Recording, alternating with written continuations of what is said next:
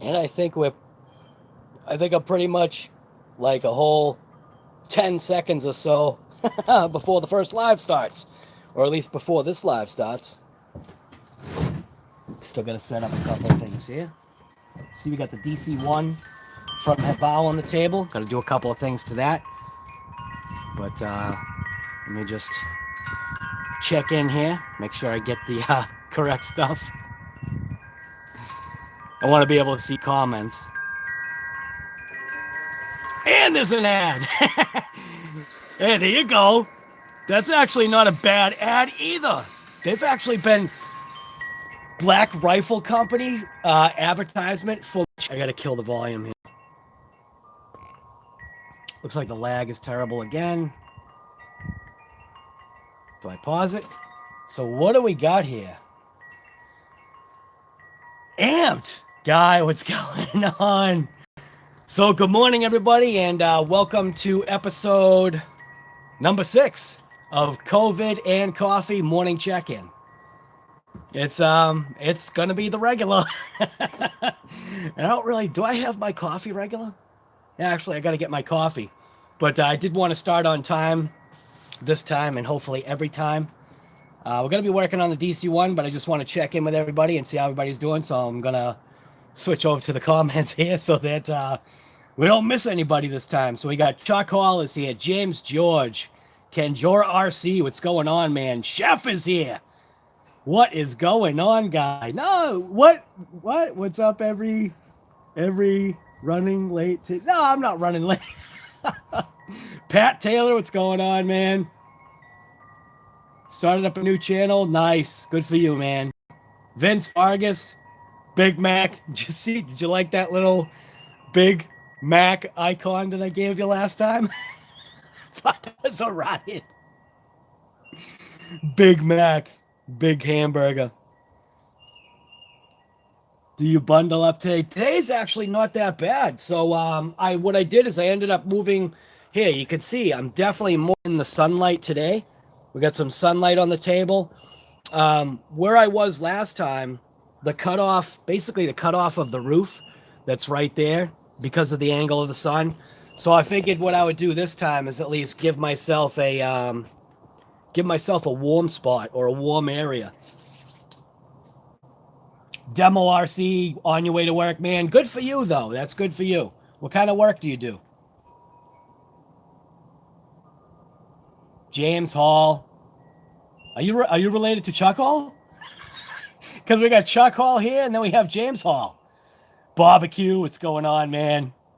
TGIEF, right? Yeah. Carpenter. That's a good trade, man. Are you a Finnish carpenter? The life of a Finnish carpenter, in my opinion, if you're a Finnish carpenter, I feel bad for you sometimes because I've had to work side by side with some Finnish carpenters, and sometimes, man, they hate their life because some of the stuff that they've got to come across to fabricate.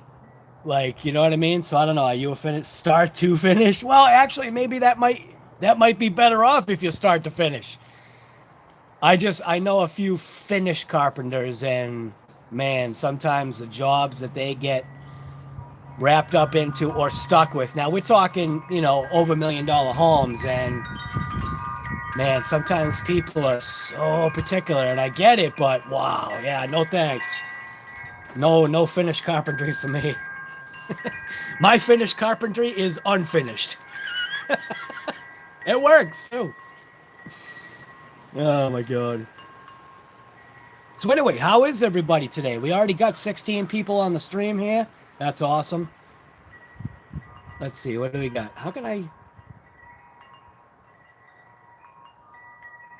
What is the difference between top chat and live chat? Live chat, I assume, is how it comes in.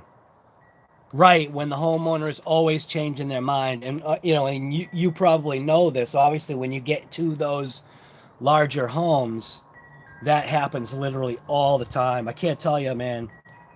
There have been times where I told the builder I got a tester. So one of the things I'm gonna do, I'm gonna test my bucket of batteries just to see what's good and what's not, because I've got two well, how do I want to do this?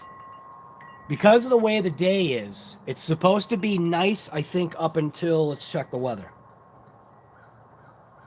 So for the weather today in my area, right now it's 42 and feels like 35.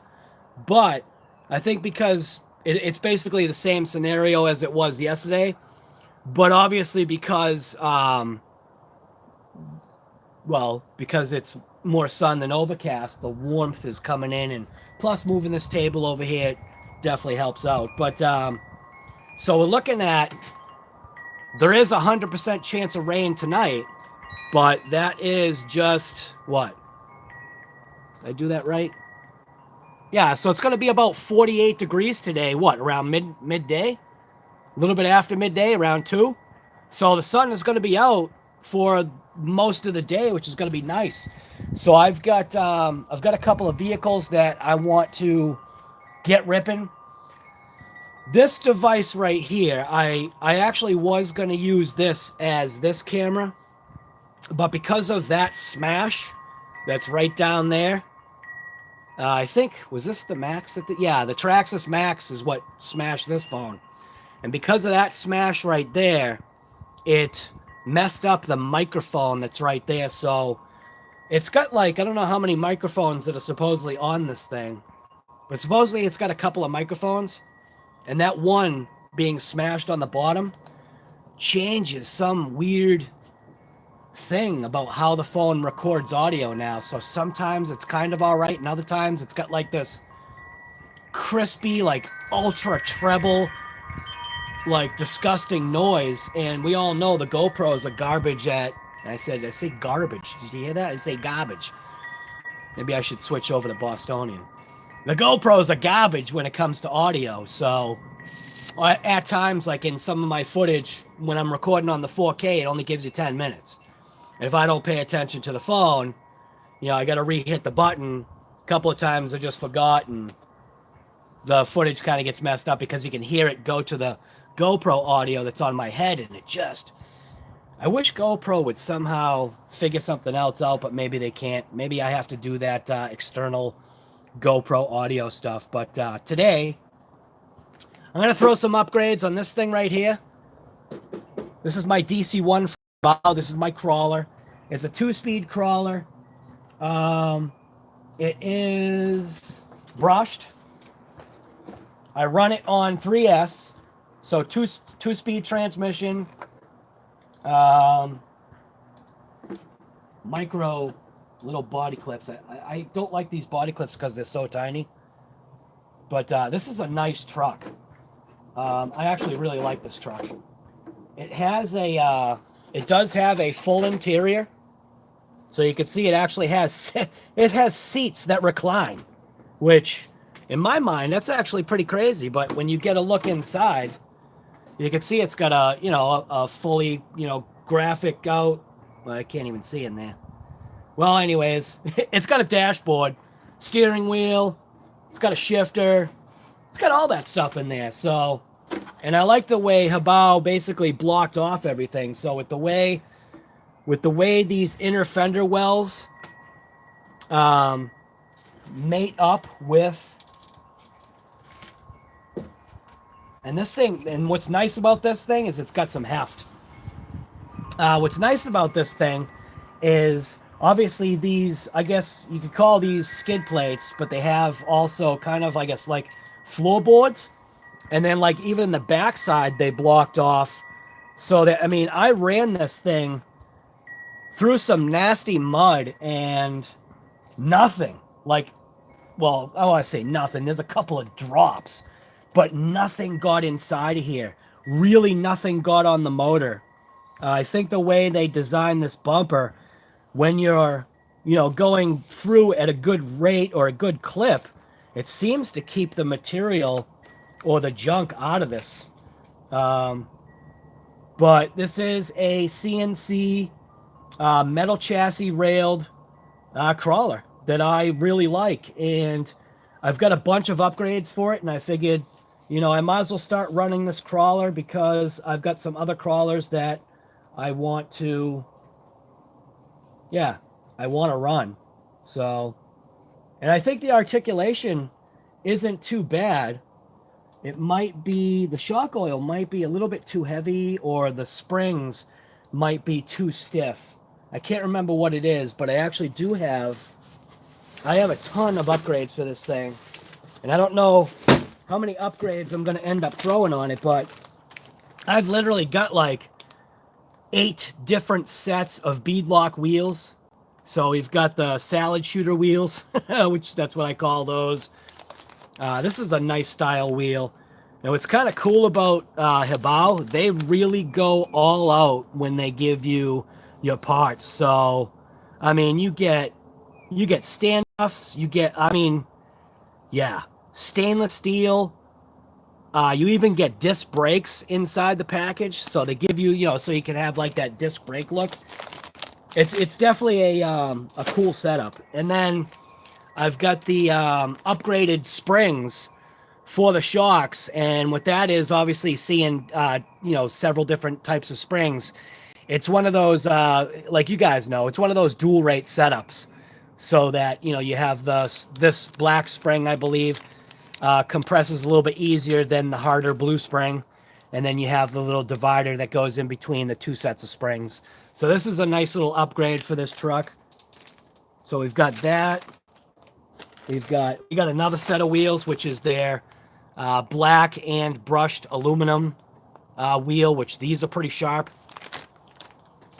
We've got... Here's the other... Well, I think, this is the other side of the salad shooter wheel. I'll probably end up throwing those on. And then we have... depending upon, obviously, what axle you're throwing this on, this is either going to be the front or the rear cover with the little carrier bearing in there. And this is a nice, hefty piece as well to replace the plastic that's in there. Then we have these springs. Just kidding. These are actually the upgrade springs for my MT2. So I'm going to be doing some upgrades and fix that shock on that truck.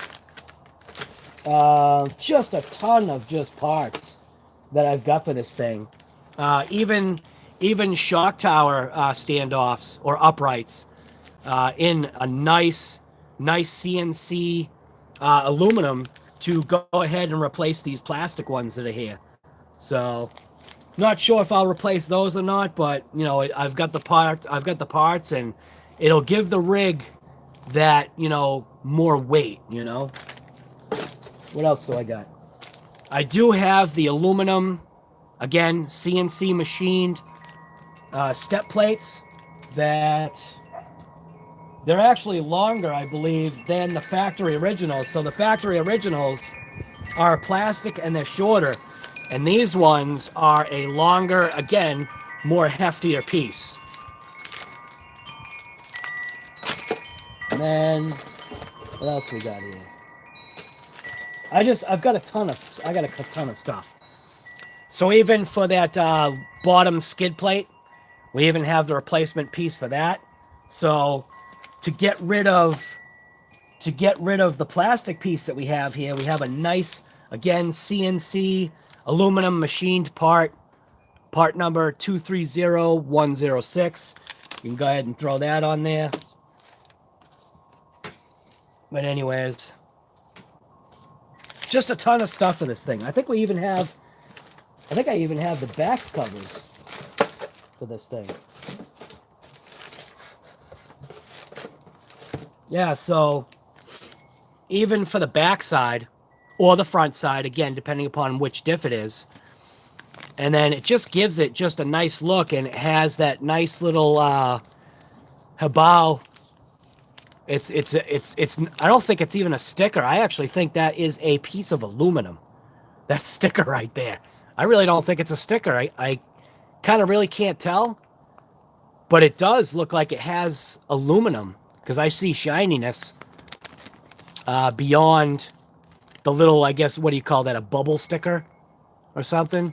Just HoBao stuff. What people don't realize is that HoBao stuff is really good quality, which is why I like this company, HoBao. I mean, what cars did I say I was going to rip today? Did I tell you that I was going to rip the Cage Truggy SS today? So I've got my GPS all charged up. I think what I was trying to say when I was talking about this phone was, initially I was going to start the video by me being out at the front street, and I basically was gonna show you how I do my speed rips. I was gonna do a couple of passes and then come back, just to kind of a different way to start the show, I guess. But I couldn't figure out how to do it.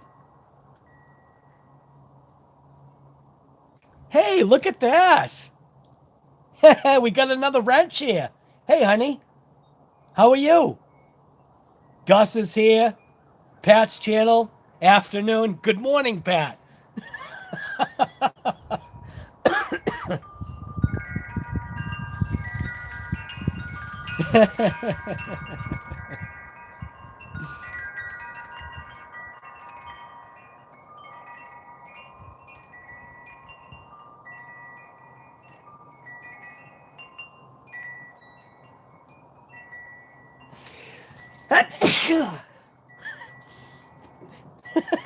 Yeah, I just sneezed all over my stuff. Gambia Huey 007. What's going on, man? Oh, you sent me a text? Sorry.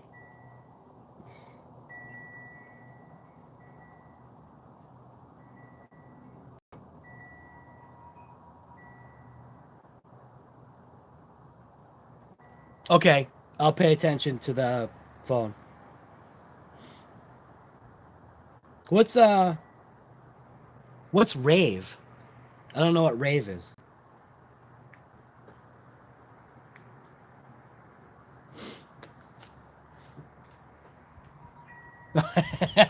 Thank you. It was just a COVID spray. Just kidding, there's no COVID here. So somebody actually just commented on my YouTube studio here. This thing looks a lot tougher than I thought. I don't know what he's talking about, though.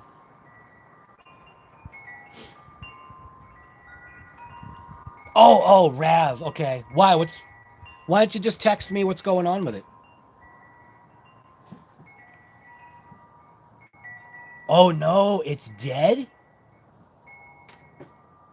Most likely battery drop, probably because no one's been driving it. It's got to be battery draw.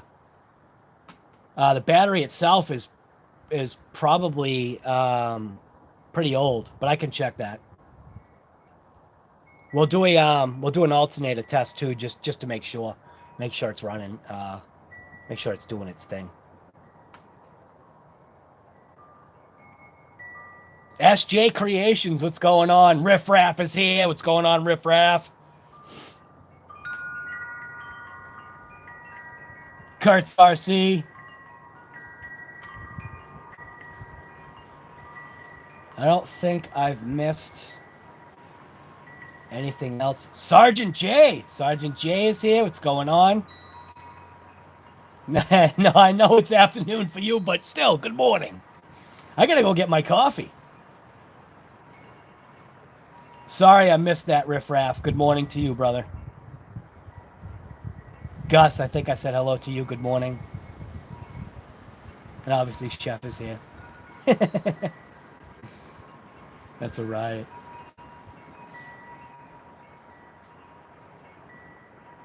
Noah, what's going on, guy?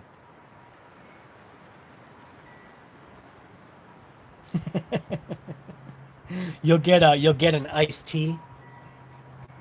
They're called iced teas on this channel. That way we can be correct. All right, I'm just going to leave real quick. I just want to grab my coffee before it just turns into junk. So I'll leave you looking at that little beautiful thing right there. Oh. There we go.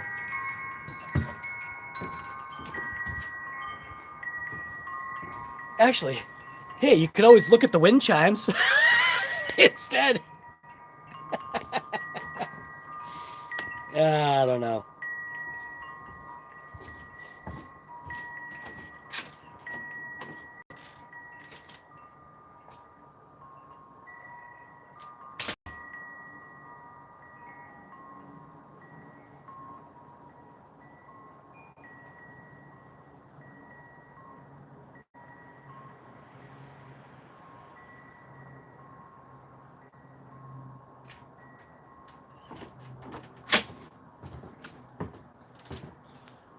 All right. Got my coffee. I gotta sit on this thing because I got a chair out here that's not very comfortable, but it is what it is. So anyways, here we are. Hi, sweetie.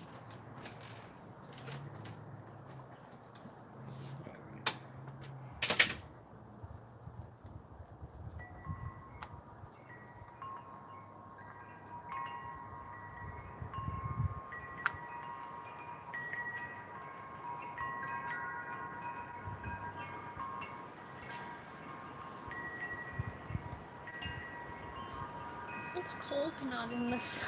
No, I know, huh? There we go. I think. Oh, wait a minute. Nope, not yet. There we go. So see how it's got like that lock and then an unlock? You just push it down nice and flat and then you just lock it. Pat, you're already taking off?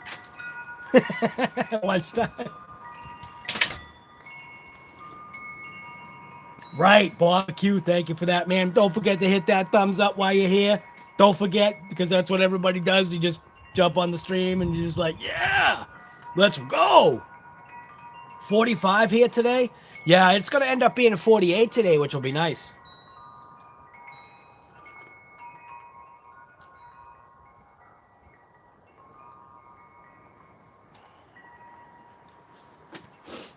All right, so I guess what I wanted to do first, honestly, is I did want to check out just a couple of these batteries while I was here because I do want to run some of these vehicles. So we'll just put this aside for now. It'll be real quick. Just testing out some batteries.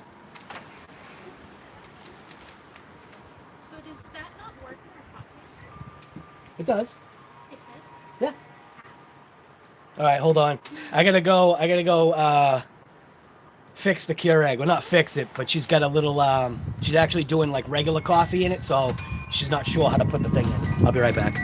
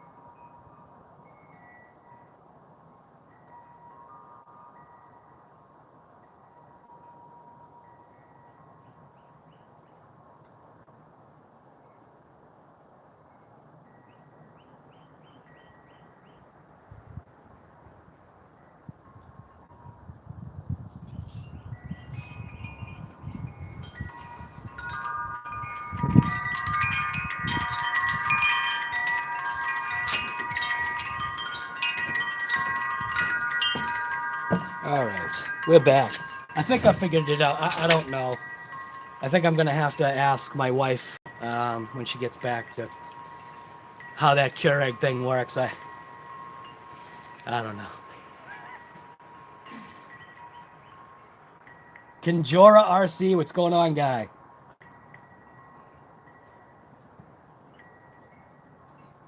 Love the music? What? The wind chimes? We have like, not everybody likes wind chimes, but I do. We, on this front deck, we've got 1, 2, 3, 4, 5, 6, 7, 8. We have 8 wind chimes, and then there's another one down by the garage that hangs onto the gutter, so it's nice. They all give different tones. The only thing that happens that people don't realize is you get those, what are they called? Mud wasps. And they like to make homes in the tubes. So all of a sudden, out of nowhere, you'll hear the chimes, and one of them will just sound like a bong. It'll be like dunk. And then you realize, oh, I got to clean it out. But yeah. Yeah, they're cool. I like them. Bullet Hunter, what's going on, guy? Waking up to the TV and texting on phone.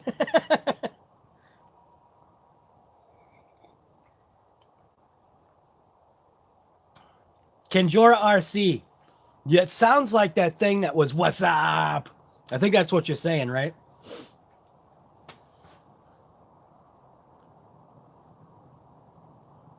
Waking up to COVID and coffee. That cage truggy, that particular one, I think is I think it's $550 or somewhere around there. They've got 3 different, or well, they technically have a lot more models only because they offer it in different power levels. So they obviously offer it, you know, in the one that I've got, it's the 150 amp. Then I think they have 100 amp. And then I thought they had one more, but maybe it's 100, 150, and then obviously you get the nitro version. So you can pull it up real quick on here.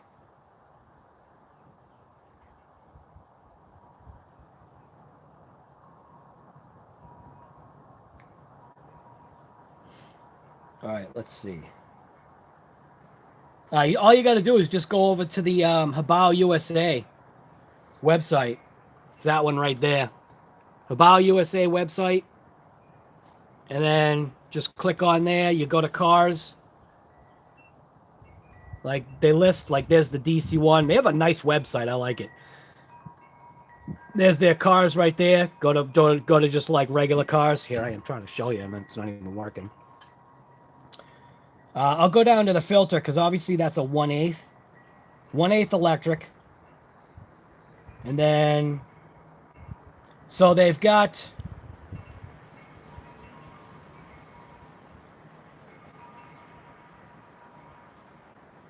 the 100 amp, that's 485. The 150 is 534, so pretty close. So right there, they got it both in black and orange. And then they have the 100 amp version, which is, it's basically the same vehicle, just in a 100 amp setup. And then they have it also in the truggy too.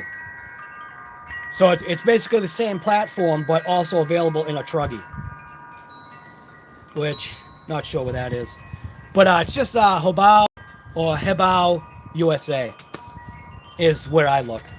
I'm sure there's actually a couple of other websites out there that are affiliated with HoBao as well. And what's that kid's channel? OMGRC. He does he sells HoBao as well too, so, and he has good prices too.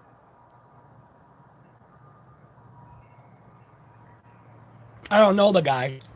I just obviously have heard of him. He does lives once in a while too.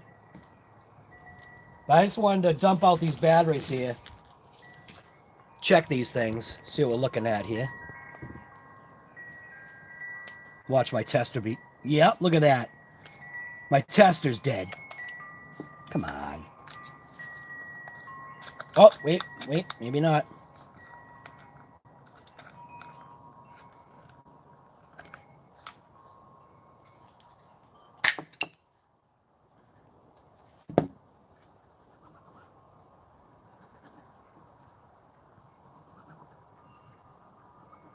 Rub the ends off on the battery sometimes. It seems to help at times.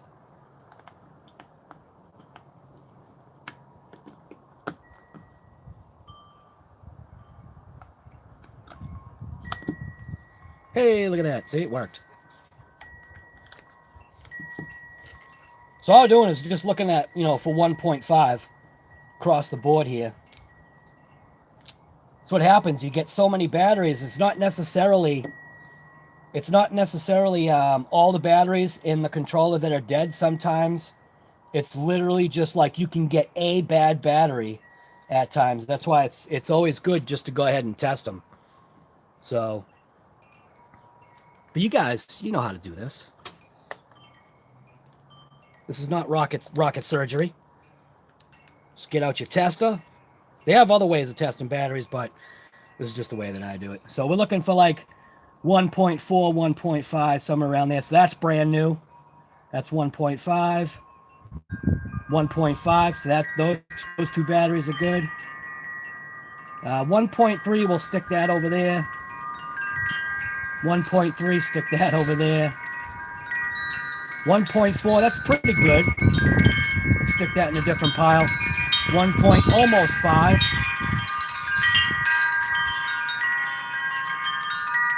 1.5, we'll put that there. See, it's quick and easy. Painless. That's a junk battery. Look at that thing. That's registering 1 volt. You got to have that 1.5 at least. 1.5, that thing's mint.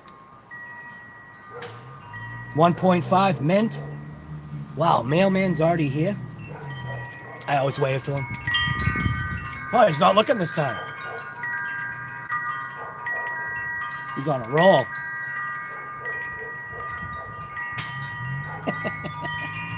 He's an awesome guy. Another 1.5. Looks like we've got a bunch of good batteries here. Another one. Another one. Wow. This is a good thing here. Another one. So out of this whole thing, we really only had, like, so far, 1 junk battery.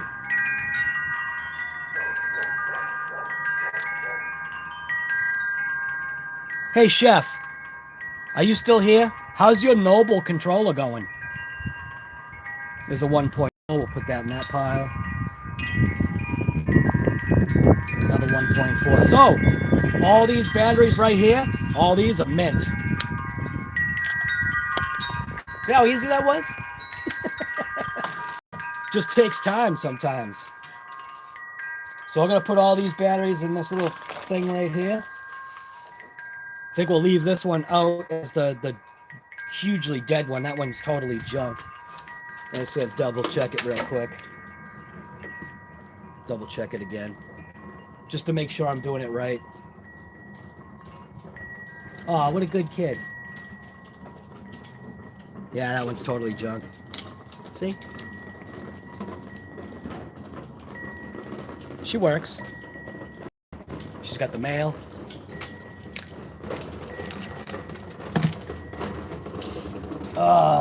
It's awesome so far.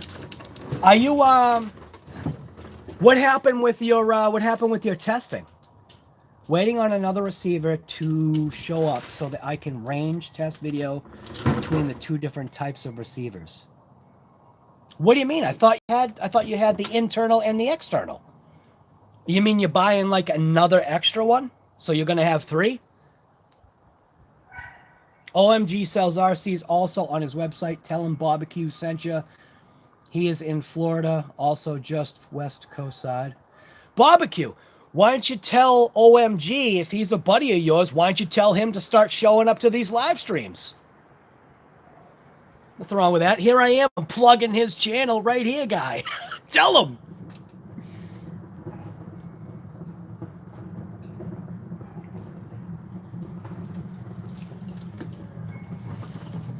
So anyway, this is before I started labeling my remotes. So I don't know if this is the DC-1 remote. The only way that I potentially think it is it's got little spits of mud that seem to match the little spits of mud that are on that thing. So I'm hoping that's the right one. I also don't want to lose these pins, so I'm going to throw these pins in for now on this thing. Hey, kid. Being on camera. What's the package? Huh? She's got a package. You just wouldn't tell me what it was. Well, trying to just screw this mount back on. It got loose somehow. Oh, it got dark. So what did you say, Chef? Dan McDonough, what's going on, guy? Good morning to you. Anyone ever use range extender products? Yes, I've actually used range extender, but it didn't have anything to do with RC cars. It was for my Phantom drone. I think you need them if you're going to break the rules for the Phantom, but if you're not going to break the rules, you don't need them. George Stillman. George Stillman's the slow-mo king over here.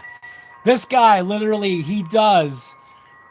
I think he's got an iPhone. He does so many slow-mos, and I love him because you can actually hear as his car is flying through the air, depending upon like what mod gear it is. You can almost tell what mod gear it is as it's flying through the air, or you're hearing like literally the dog bones like hitting inside the cups as the thing's flying through the air. It's a riot. The sound quality, the pickup of I think it's an iPhone. It's amazing, the sound quality that you're actually getting out of there when you slow those things down. Just got the RPM arms on the Outcast, and MIP bits came today. Man, you know, I used to think of MIP as a good quality company, but after listening to Earl went on a tear about MIP axles for his his Speed Slash, I think it was. Yeah, he's not too thrilled with that because he was saying, you know, all the times that he pumped money into that company, and Earl is no joke, man. Earl is a well-paid hard worker, and so he's not afraid to spend money on his RC stuff. So when you see like some of the stuff that he pulls out, he's got just parts, and he's not afraid to like buy and try. And I think with those MIP axles that he had, because he felt he even reached out to them. That's the part that I don't like. Granted, they're looking at him like he's a little peon, but this is how it works. Just because Earl is pissed, I'm pissed. Because it's like Earl's a good guy. And for them not to even like throw him a bone and say, here, you know, we'll send you some new axles free of charge. They should have done that. To a guy like that, to Earl, Earl's a good guy. People shouldn't be doing anything bad to him. Like even how somebody stole one of his, what did they steal from him? He had bought something brand new. Was it a Limitless? I think he bought a Limitless. Or crashed one? I forget what happened. I forget the story. But he had a Limitless, I think. I think it was a Limitless. And he literally bought one and, like, turned his back. It was in his garage. And I don't know what he did. I think maybe he, like, walked out of his garage and went and did something. And when he came back, it was literally gone. I could have the wrong car. I don't remember.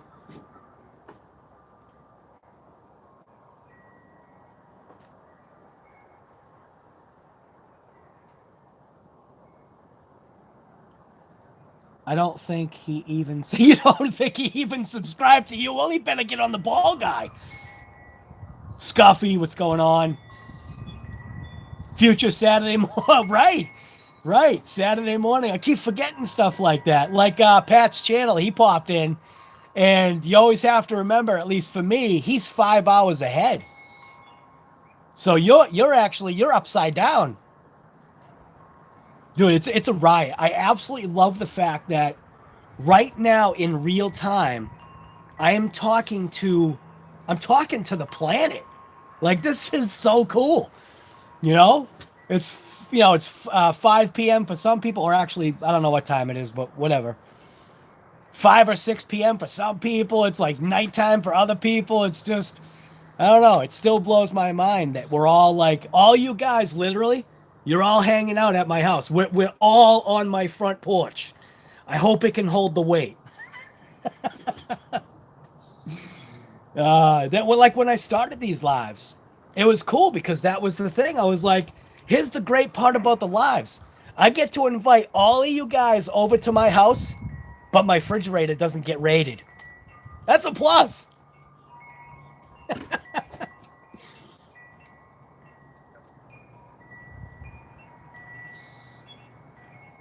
RC Master, what's going on, man? Red Cat needs a 100 mile per hour car. I bet they already have one. I bet they already have one. I'm telling you, man, you could probably make the Kaiju go 100 if you, like, really mess with it. But, yeah. Red Cat's got some... doesn't Red Cat have a drifter that you could probably turn into a speedrun car? I bet. I bet you could. I wish the wind wasn't whipping right now. Because of the way the sun's coming up, it's actually starting to get cold again. Fortunately, my coffee's almost done this time. Uh-oh. Oh, the mailman stopped. Wonder what's going on. Did you forget a package?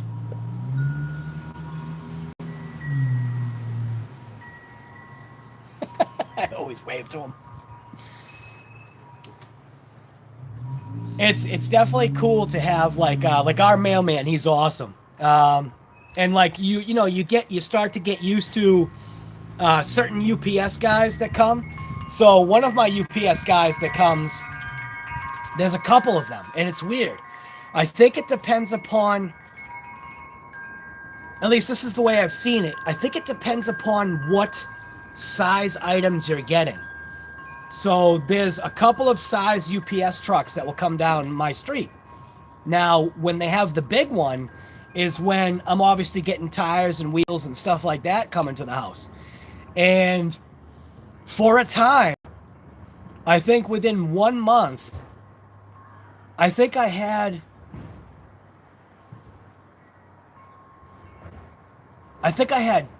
12 tires and 2 complete sets of rims brought to the house. And literally the guy was like, what are you running like a real garage at your house? So I'm like, yeah, pretty much. It was a riot. I still have to have my tires installed on my truck. My son's going to do it for me. He's going to take it to the shop. But obviously right now he's furloughed or laid off or whatever you want to call it. I think he's furloughed. Can't remember what he said. Something like that. It's funny, my neighbors, they're like, what the heck are you doing on your front deck? I'm a streaming guy. Gus, all right, man. Gonna go test out the 6x6. Nice. EPX lighting and the EPX lightning and the Thunder Drift. You're talking about HoBao, I assume. Or are you talking about Red Cat? Because HoBao has an EPX. It's actually not that bad. I kind of was smart this time, and I moved myself kind of more into the sun this time.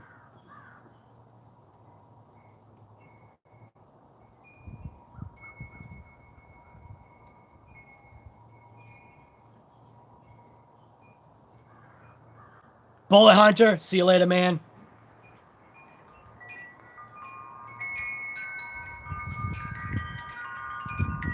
Every once in a while, the wind does whip. Joe Daddy's Garage, what's going on? Yeah, coffee. You know it. Now, obviously, you can't click on people's links anymore, but because of whatever YouTube is doing. But if you're into automotive restoration, or if you want to see how it's done, go check out Joe Daddy's Garage. You'll literally have to copy and paste it. But he's a very, very talented individual, and he's a good teacher.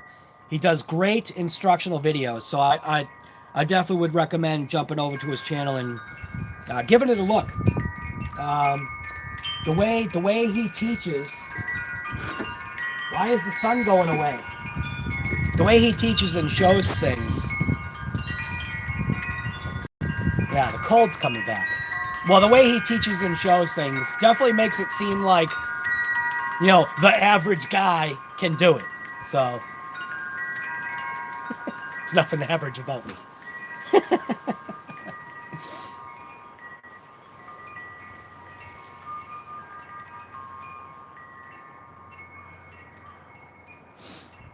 Larry Mitchell, guy, what's going on? Thank you for that. Dude, I've got my coffee and it's cold. Oh, no! That literally just went all over my phone. Now, see, if this was a regular video, I could edit that out. I'm glad I didn't really slosh that. I thought my coffee was almost done. I didn't realize it was going to slosh out of the cup.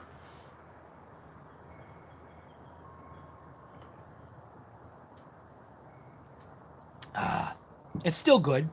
And that's also why I'm not using like a tablecloth of my wife's on my table. I'm using one of my old drop cloth kind of like sheets.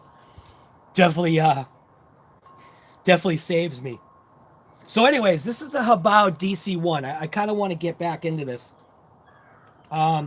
It's a vehicle that was very shocking to me as far as it's not perfect, but it's a nice, for me, I'm not a crawler guy. So that's the whole thing. So I'm not a crawler guy. But as far as a crawler goes, I like this truck. And I've got a few actual upgrades for this thing, which I'm going to throw on. I just don't know where to start. That's the thing. I almost feel like I want to, jump into the diff cases to see what's going on in there, because all I did was I did a what's in the box of this thing, and I beat on it, and I ran it, and I put it through the mud, and if you haven't seen the video, look at it. See how they do stuff? They do like these braces that are like backer supports for plastic, and stuff is all in stainless steel and aluminum. So it's like I don't know how to explain it, but HoBao has this way of just giving you quality products within their design and their way of doing things. Everything that they've got, it's their design. They're not taken from somebody else. They are point blank making the vehicles, which that's what I love about it. So, I mean, they might be like sourcing, parts here and there, but when they design something, this is their truck. Do you know what I mean? And I'm no scale crawler, but I do like this thing. And it's like Joe Daddy's Garage. He actually just got a Gen 8. And I left a message on, because he also has another channel. It's called Joe Daddy's Workshop. And I left a message, and I don't think he's responded yet. But something along the lines of, he was driving his Gen 8, and he does the bloopers at the end like I used to do, which I'm gonna still do that, because I haven't actually had many bloopers lately, which is why they're not there. So I think maybe I'm getting too good at not bloopering. But anyways, he obviously cut like a bunch of things, and I think the best part about it was, I think this might be his first or second RC. I know he had another RC, but I'm just gonna say this is maybe his first real RC. And he took it out in the woods, and what was great was his Joe Daddy's Garage. Like, he's a airline mechanic. He's like what you call that, some people have that terminology. He's ex-military, so he's got, that certain rigidness about him. And to hear him laughing and smiling driving his Gen 8 was, and I made a comment about that. I was like, see, what happens is it brings out that other level of enjoyment. And to be honest with you, watching him do that, I feel is kind of why I'm going to take mine and throw some upgrades on it and drive it, you know. And you kind of like, you know, you wish you had like a buddy that was close enough, you know, that had the same interest as you, like especially like, you know, something like this, because then you could get out there. And that's why I want to get my wife into it. I think it would be cool for maybe my wife to drive the Gen 8 Axe that I still have in the box that I haven't opened, and then maybe me drive this and us drive together. And it's that slow pace. It's that, you know, crawling over rocks and trying to figure it out. And I think she would actually enjoy that, you know. Still no calls yet.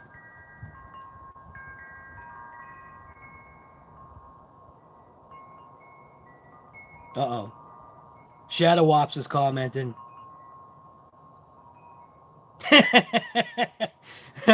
So, Shadow Ops is saying on my last video, I'm pulling a Shadow Ops.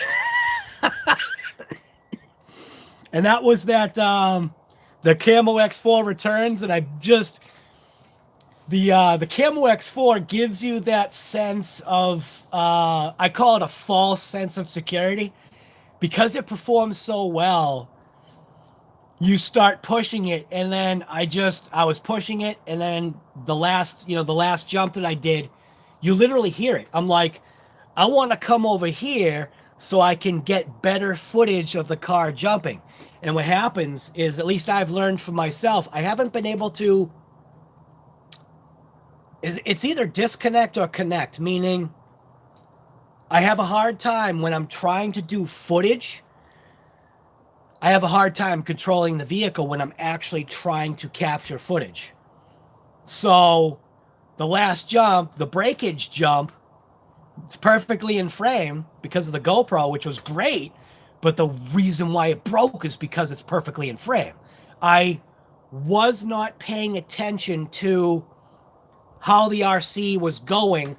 I was just paying attention to literally just keeping it in frame and not seeing the fact that the X4 was going down this way and was going to strike and brake because of the speed and the height of that front wheel. And like I said, it's not any fault of that vehicle. I was overdriving and I broke it because I smashed it. So yeah, it just, I don't know. It just is what it is. What it is. It'll just give me another reason to do another COVID and coffee once the parts come in. Right now, half of the parts are back ordered, and I gotta email teamredcatshop.com. Throw them an email and just every once in a while you do that. You can connect and just say, hey, do you have an idea of when you might think you're seeing parts? And sometimes he can give you a time frame, and then sometimes he point blank doesn't know because he's got stuff on order. So with his company, he never intends to have anything out of stock. It just literally happens. And I'm hoping for him, because of how quickly he responds. That's one of the reasons why I keep pushing. If you got Red Cat stuff that you need, or you want to buy a new Red Cat, try him first. I think you'll be thanking yourself later, because he'll even email you like late at night. You know what I mean? Which is I think it's great. It just shows that he's connected to the company. So, but anyways, DC-1. Let's pull out some parts here.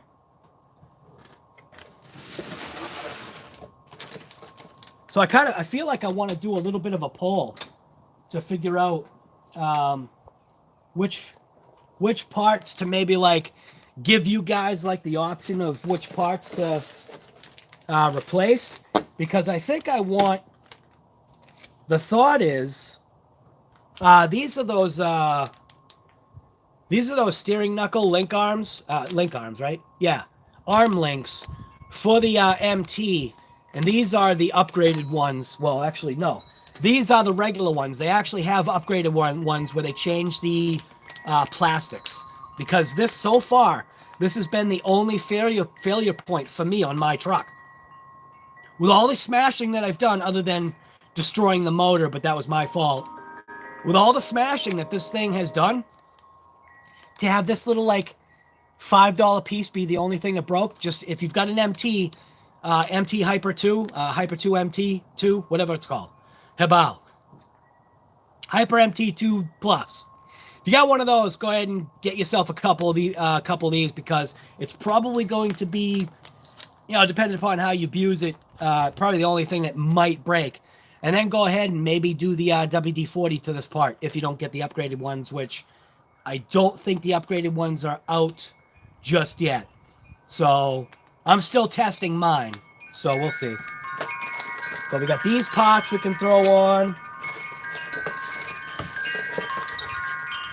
Got these pots we can throw on.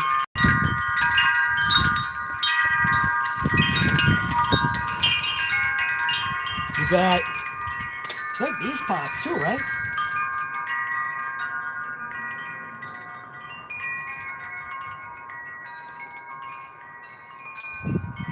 Yeah. We got these pots we can throw on.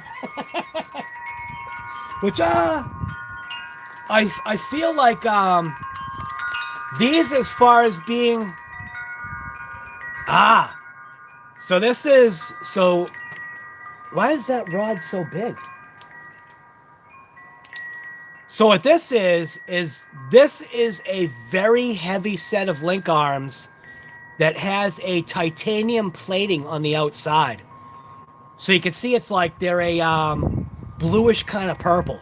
And I mean, when I say weight-wise, these things have some heft to them. I'm assuming they're like solid links or something like that, but they've got a titanium coating on them. I don't know if I want to mess with that. So I got the front and rear covers for the diffs. We do have also a CNC machined front bumper mount as well that goes on that, replacing the plastic one. Metal drive shafts. So we've got both front and rear metal drive shafts for it, which again will add to that heft of the vehicle. And then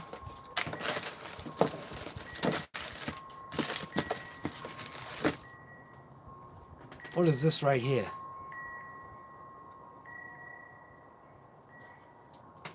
So these are actually, I don't think I want to mess with these either, but these are the aluminum shock caps to replace the plastic ones that are on there. So I think what I would do is I would do the springs and this all together as a one. What else we got here? We got that.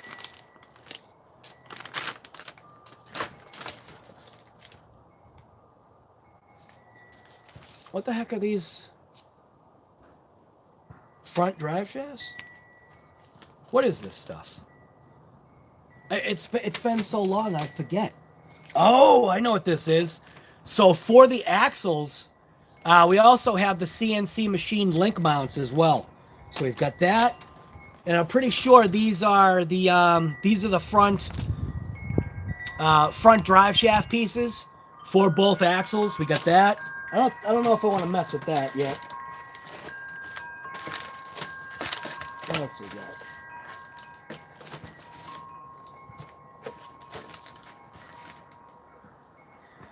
We also have, so that plastic piece that I was telling you that had the stainless steel backer plate, this is the chassis mount for the link arm for the it skipped my mind. It skipped my mind what it's for.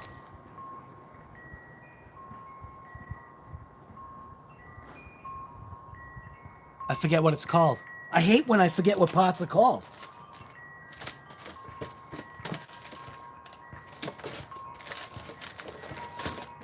I think that's about it. So because, like I said, I'm doing this I wanted to do some parts. So does anybody have like any idea what they might want to see broken open and maybe replaced? Yeah, they are. Break the stop caps first is what I would do. Guess Vector can't go outside and get some fresh air. No. You know, that's that.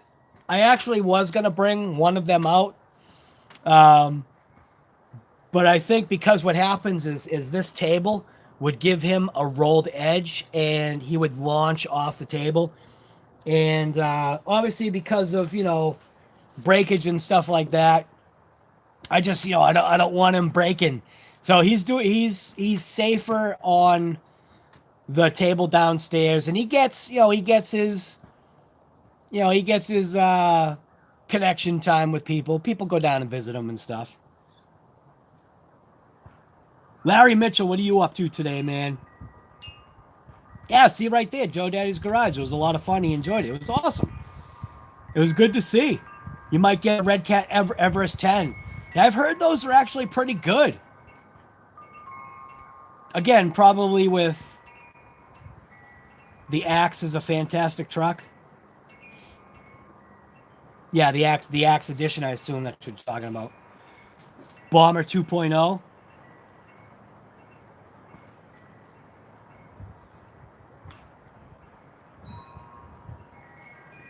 Oh, Larry, telling you, man, Earl is killing me.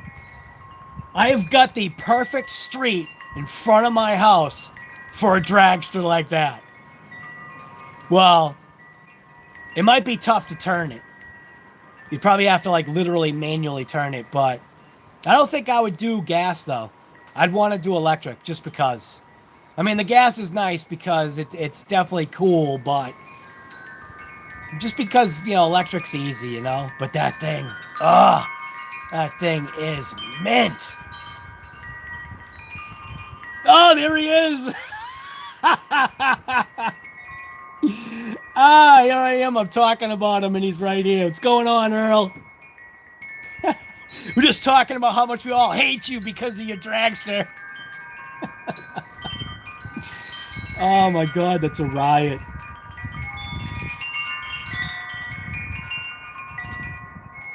Well, anyways, doesn't look like anybody's saying what they want to see, so I guess I'll just pick for myself here. Your ears are ringing. Yeah, your ears are ringing because of that motor. Dude, the echo sound that you got, because obviously I'm assuming that's your back entrance to your home, how, the houses are configured. The garage is all on one street or whatever. But the echo must have been damn loud, and you must have had people going like, what do we got? Like Texas Chainsaw Massacre happened in the backside of our house here? You got some guy with a chainsaw outside just ripping it up and down the street. Must be chasing after people. And then they go, oh, it's Earl. It's Earl again. Oh, my God. I think the only detracting part about for me about that primal, and I think even you said it too, was it definitely needs that motor gone. What would be cool is if there was a way to, and you could probably fabricate this stuff yourself, Earl. Why can't you fabricate a set of fake headers coming out right before the rear wheels, basically, attached to the chassis right where the motor is? Now that would look sick. That would look cool. But yeah, that I don't know. I think the motor kind of, it looks neat, but it looks wrong. For me, it looks wrong. And did they actually cut into the that top cage, the top chassis cage, to fit that motor? I can't remember whether if you said that they also cut that top cage, or if is it just cutting the body shell. And that body shell must be a couple bucks too, right? What are you looking at? Like maybe I'm just gonna throw out a number like $80 for that body shell, maybe.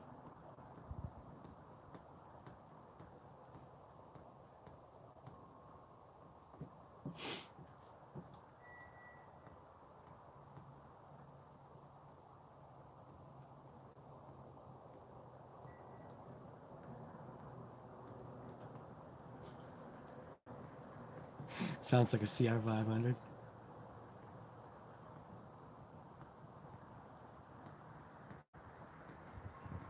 Yeah, they cut the cage to. I ordered a new one, $77. Yeah.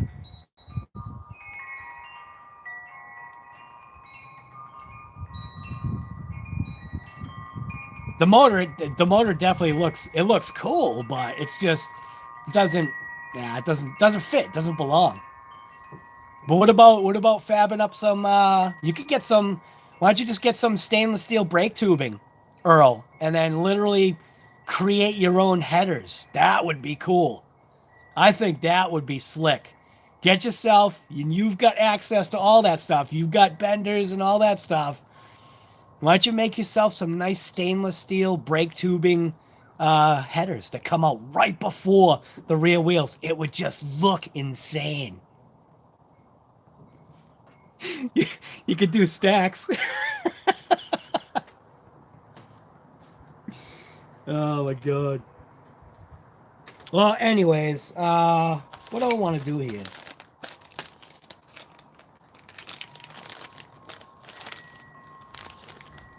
You know, maybe I could do,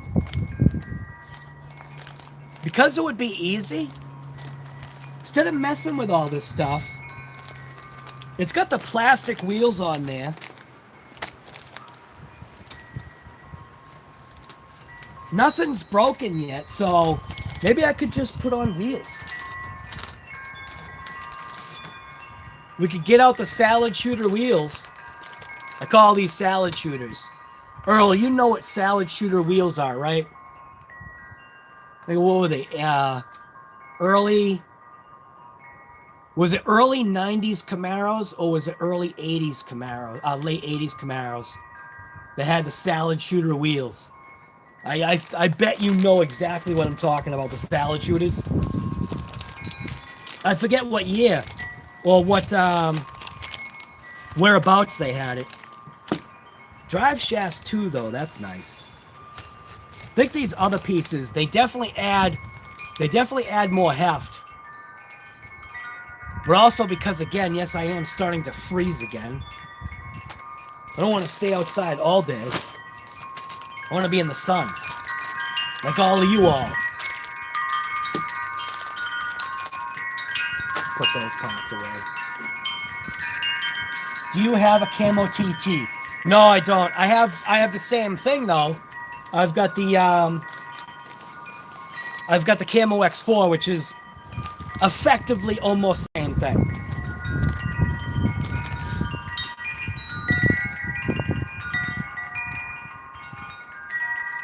Yeah, and you could make some with stainless steel brake tubing. It would look sick, Earl. It would look awesome.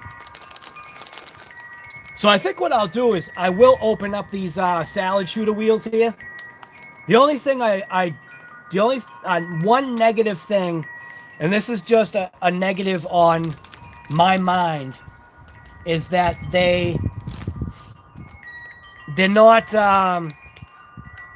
directional. Meaning, obviously on one whole side they're going to be this way, and then on the opposite side they're going to go the other way. That is the one pet peeve that I have about any type of wheel that's like this, is that I like to have the arc going the right way on both sides of the car. So obviously there would have to be a left side wheel and a right side wheel. And that's why I've never liked these style wheels right here. But I'm going to throw these on anyway. Why not? Might as well break down a wheel, and the sun is going away. What is going on here? I almost feel like maybe I should move this inside. You know what I mean? You know what? That's what I think I'm going to do. I'm literally getting frozen out here again. So I'm going to move this live stream inside. So this ought to be fun. Disconnect this here. disconnect this here.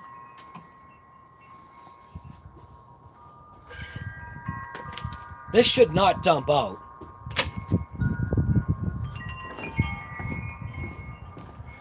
Get some balance here. It's just way too cold. It's way too cold in here. Oh, it's so warm in here. All right. So we'll just set up right here.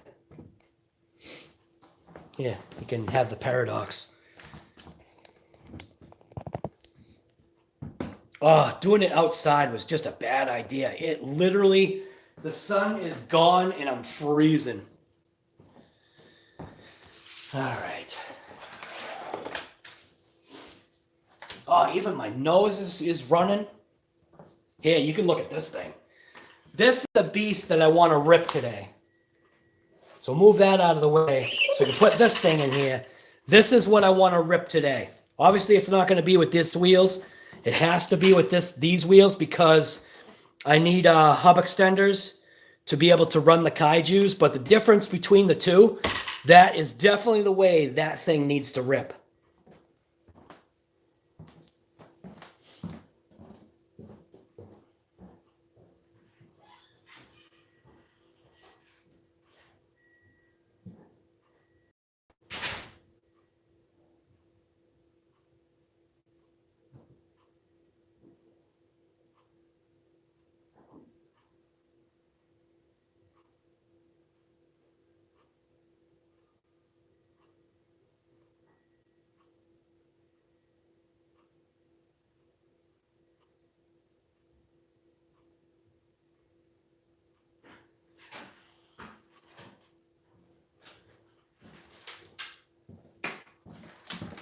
All right. Bring this thing in here. Oh, my nose. I am cold now. Holy smokes.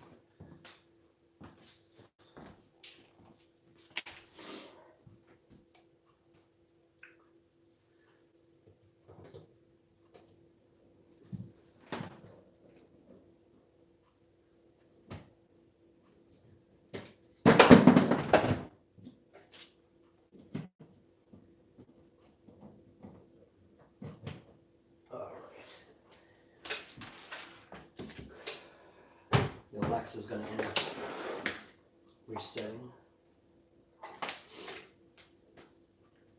Wow. I am definitely cold now. That was a bad idea.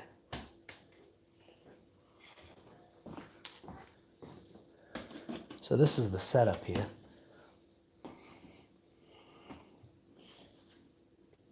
Got the thing on the boom here. Put that like that. Here we go. Wow, 39%. Phone's dying fast. It's on a fast charger too, I think. I think it's on one of my fast chargers. How is it dying? All right.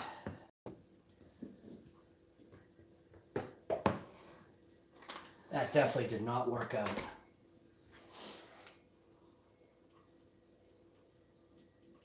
I thought it was going to be nice too. With that sun disappearing like that.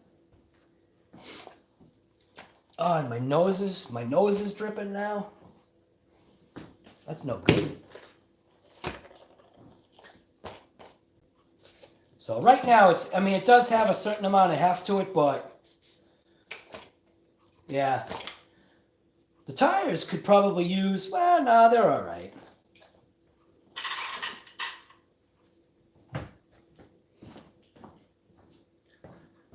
But I just want to set this up a little bit better now. I mean, you can see the sun, but it's definitely just too cold.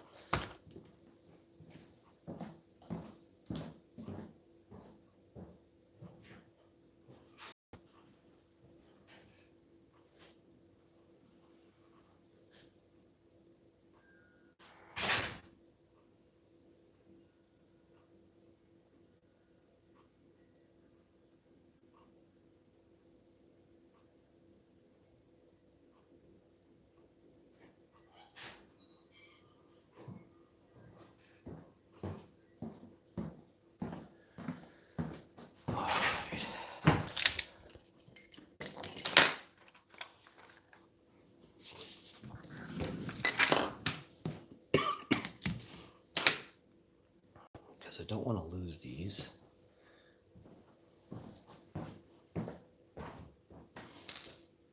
Yeah. So you don't have to just like look it like that. How about if we just do something like that where you actually see me walking around?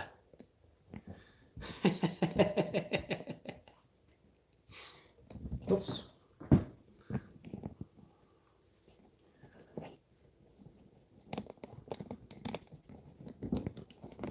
There we go.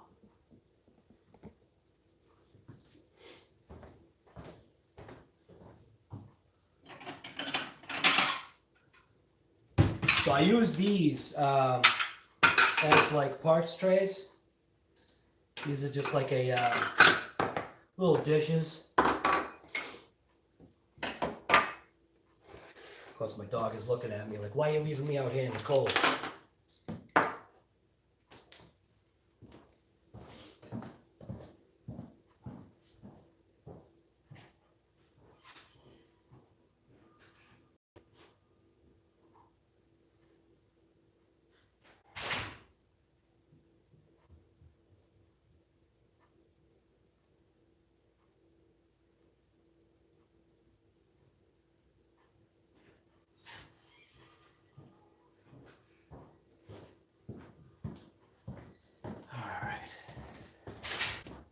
Batteries, that, body, controller, got the wheels and the drive shafts.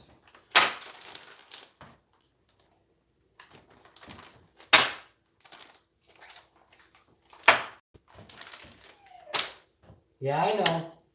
I hear you. If you don't have one of these paint pens, definitely get one. It's a good idea. It just helps with marking stuff. This is how, like, if you don't have,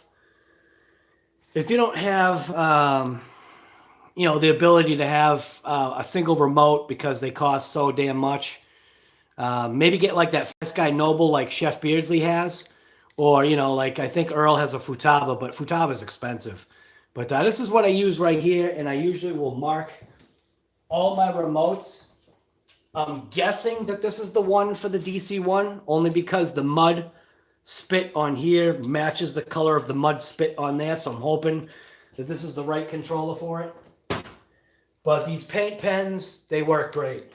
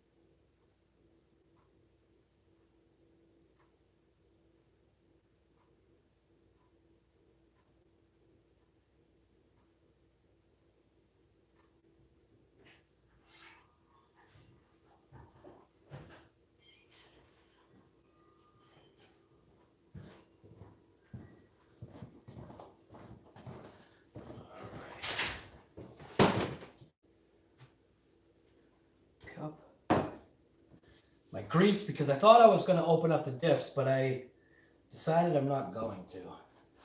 Got my paper towels. This is my assembly lube here. All this is pneumatic gun oil. So whenever I'm installing or working on any kind of metal surface to bearing kind of deal, I always use, it's just a habit, I use just some kind of a light coating of oil just to use it as an assembly lube. Even if there's going to be grease in there, I like to just lube those parts with assembly lube, which is what I use. It's just a pneumatic gun oil. So I figured if it's good for gun pistons that are always, you know, going back and forth, you know, inside the gun, that, you know, it would be great for bearing and shafted surfaces. So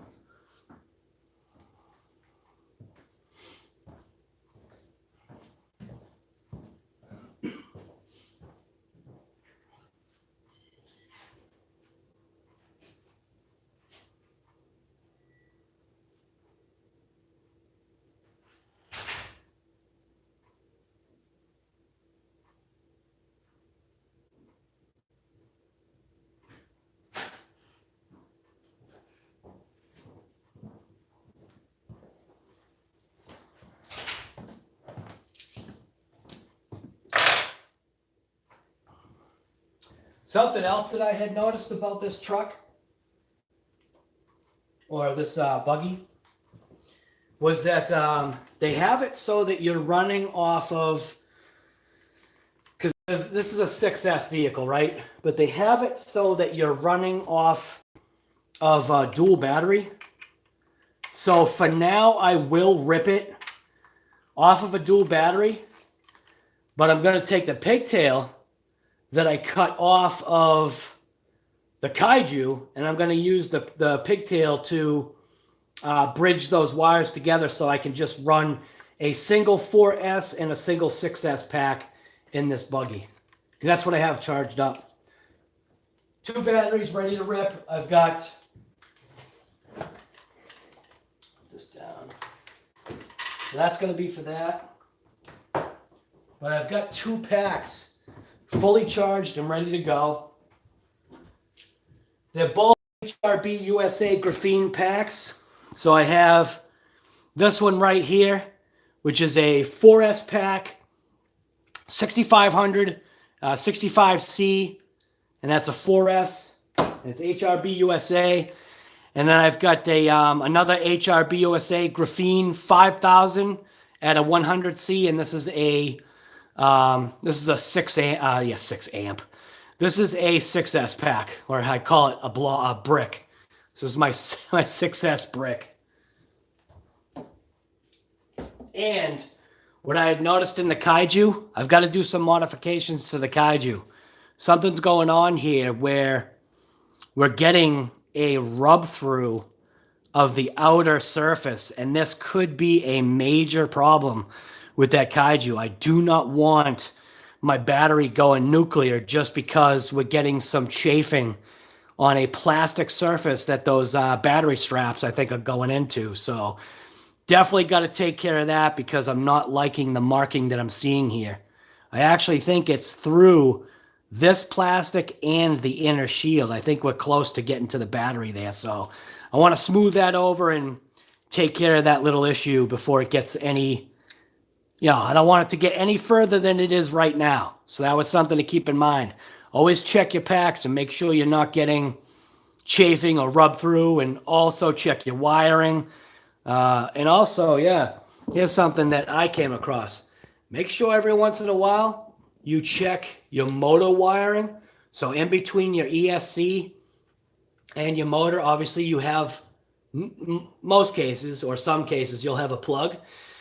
Unless it's like hardwired, make sure you check those plugs, because on my HoBao MT, the MT Sport Plus 2, that thing, the reason why, or part of the reason why I think we had motor issues, because I didn't see that over time, those wires were rubbing, and it literally rubbed right through the heat shrink tube. And that was something that I didn't discover until after my motor was smoked. But I'm fairly confident the reason why my motor got smoked was because the positive wire ended up getting into the pinion and ring, and it basically just, it shorted it out. So keep stuff like that in mind. Every once in a while, it's something that you don't think of. You don't think like, those wires are, rubbing back and forth, but they are, because when those things are flying down the road, everything is moving. And all it takes is just the smallest amount of rubbing back and forth to break through that heat shrink, what people are sometimes using as an insulator. And it's not a very thick insulator between wires that are moving. You might have a zip tie on it. It's still moving. Just the slightest amount is all it takes. Is over time, it just rubs right through. Wire chafing. That's what happens in cars too.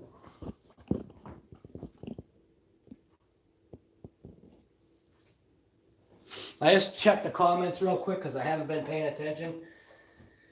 Did I see the Venoms here? Oh, Vega's here. What's going on, Vega? Who else is here? Oh, like a Marvel, the mystery oil, right? Right, Larry Mitchell. That is definitely a good lube to use. That, and the other one is for nitro engines. use transmission fluid to put it into your into the head as after run oil. It works great.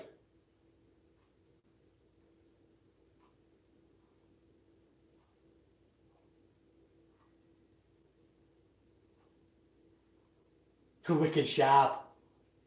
It definitely is. Oh, Venom, you are here, guy. A Sharpie and package and tape. Yeah, well, that's, yeah. But the paint pens are nice. I like the paint pens, but it's just something that I use all the time anyway.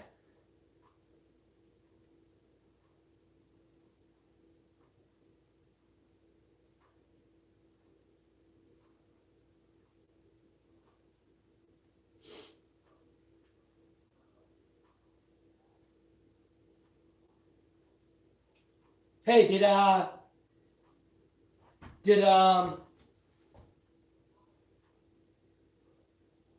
is Gus back? Because Gus was supposed to rip his 6x6 to see what was up. Yeah, doesn't it? Doesn't that orange cage look awesome? That's why I picked that one. I like the orange. Yeah, so did you run that 6x6? How did it go, man? You can still tell us here. It's not like we're seeing the video yet, because obviously you're doing some nice footage. Who makes that buggy? What, that thing? Oh, you're asking somebody else something else. Went good? Nice, man.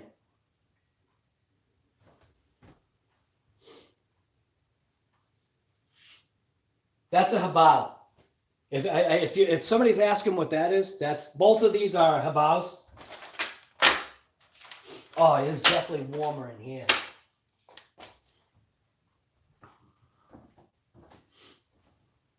All right, let's get down. Let's get down to business.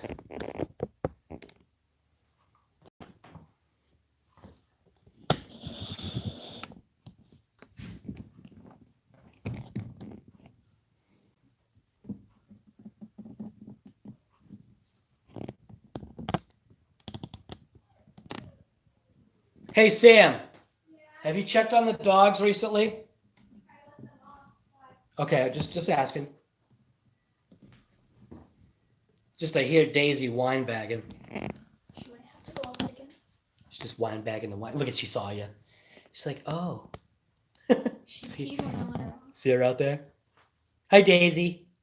Daisy. Deaf. No, she can hear. Why is this phone so loose? This thing is wicked loose. Danny sent figure me out- highlighter. What? Danny sent me highlighter. You see it? Highlighter? Under her eyes. See how it's light? Oh, yeah. It has sparkles on it. She used to work for a makeup company. Yeah. That's cool. So she got a bunch of. That's awesome. Yeah, the flip top that says easily flip. I get it. I guess if you want to keep it strong, you know, as a rigid cage, I did discover that you can pin the sides, but you're still pulling out screws out of the back, and I think that's the pain, man. Because when you're trying to get your mitts in there to do a battery, it just seems like all the cage is kind of in the way, but I guess it's whatever you get used to. I'm still not complaining though, because I'm sure this thing performs like an animal. It just looks like it does. It feels like it will. You know what I mean? And then once I get those extenders for these Kaiju tires and wheels, this thing is going to rip so bad. I know it will. It's just going to be, it's going to be mint.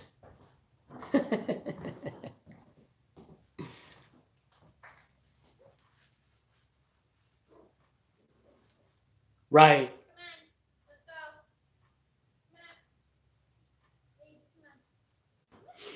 All right. I wanted to quickly grab a quick little battery pack to make sure I've got the right remote.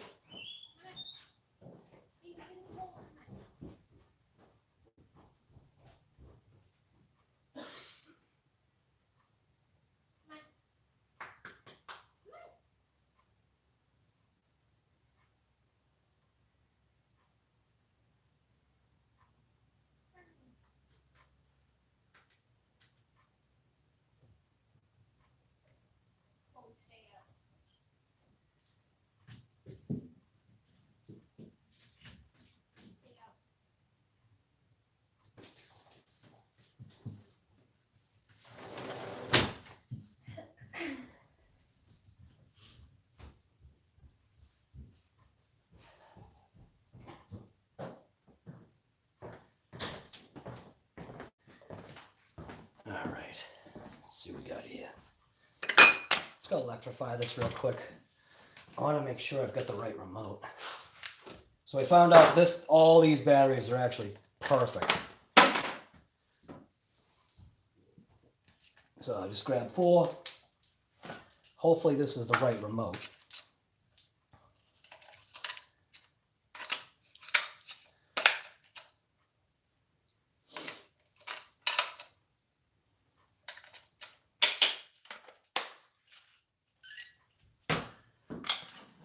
Watch this thing just like take off, smash everything onto the floor.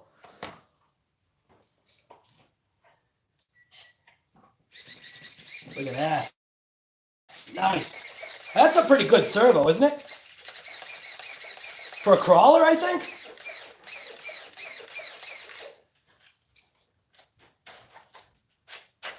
I've obviously got it in the...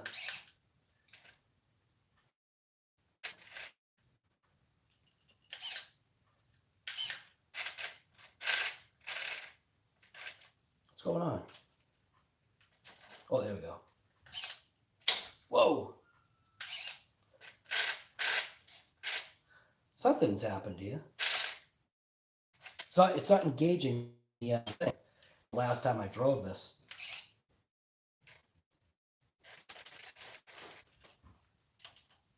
It's just bound up or something. I'll have to figure that out. What's going on. At least I got the right remote. I put it away and I ran it through water and mud and I didn't maintenance anything once I was done with it. So who knows, maybe just something got a little crusty or whatever. But that's part of my issue. So we'll see. Who knows, maybe I'll free up after I do some ripping on it. That's just a 2S pack. It'll run, obviously, a 3S pack, too. But I think I'm going to switch over to these salad shooters. Just to do something different for a different look to this thing, you know? Switch out maybe the, like I said, these drive shafts to this nice heavy set of drive shafts right here. Again, what is this? Yeah, CNC steel center drive shaft. Yeah, these look nice. Nice and hefty.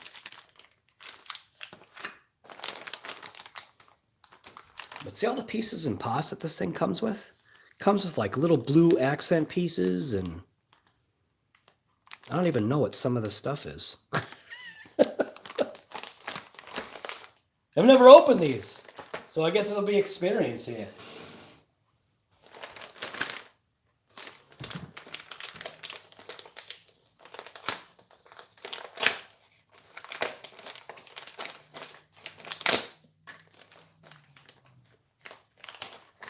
What I need to do is I need to get the comments over here so I can see people talking.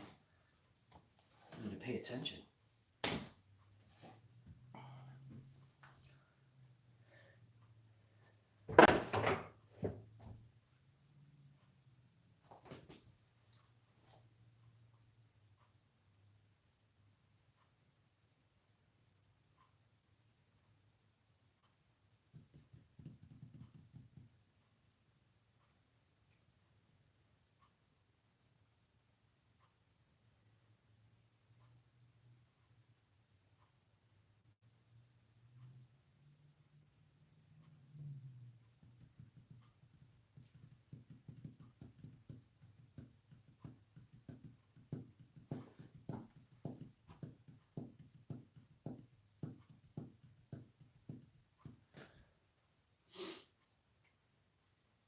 Oh, Chef took off. Ah, I missed him saying goodbye. Sorry, Chef.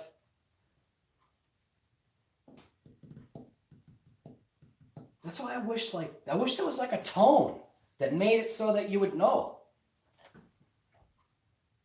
No, I didn't get a chance to run the buggy yet. It's still the way I left it. The intent is to run it today. I've got 2 battery packs ready for it. My GPS is all ready to rip. I got a 4S pack and a 6S pack that I'm going to run through them. 100C and a 65C. So that should work out nice. The only thing I don't like is I don't like the connectors that are on it. It's got Deans, so yeah. I don't like Deans anymore. I used to like Deans like in the beginning when that was literally the next step of a connector to get, but maybe for a crawler, Deans are fine, but for something that, you know, is running power, like I want to push through that thing, because that is the 150 amp ESC version. So I want to make sure that I'm things, you know, I guess the right way eventually.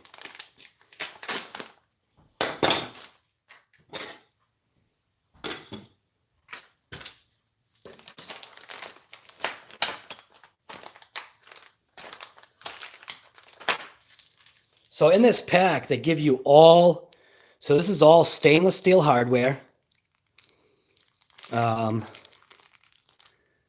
So part of it's for the bead lock, part of it's for putting on the caps and the discs.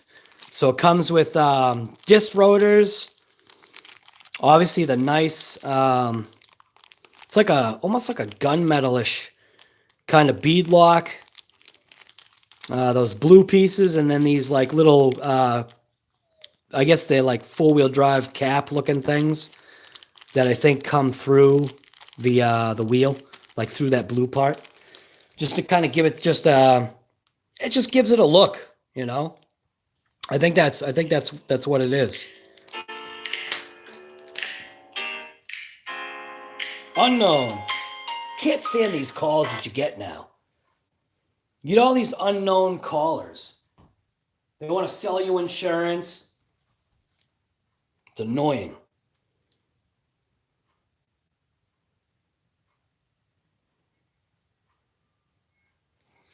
Battery power on this is 14%.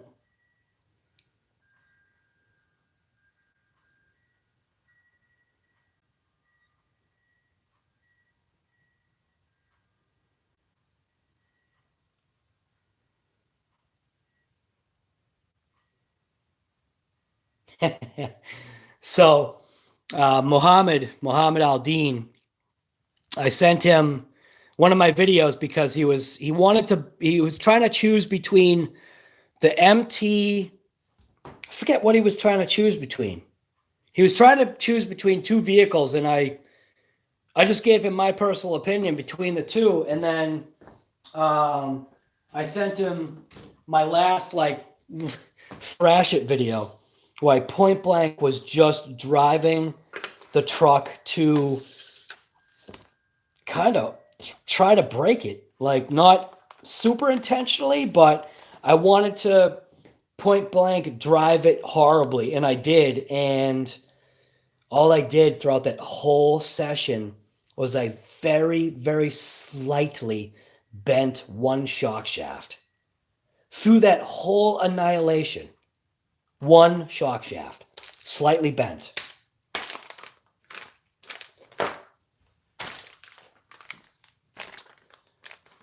All right. So here's the inner rings,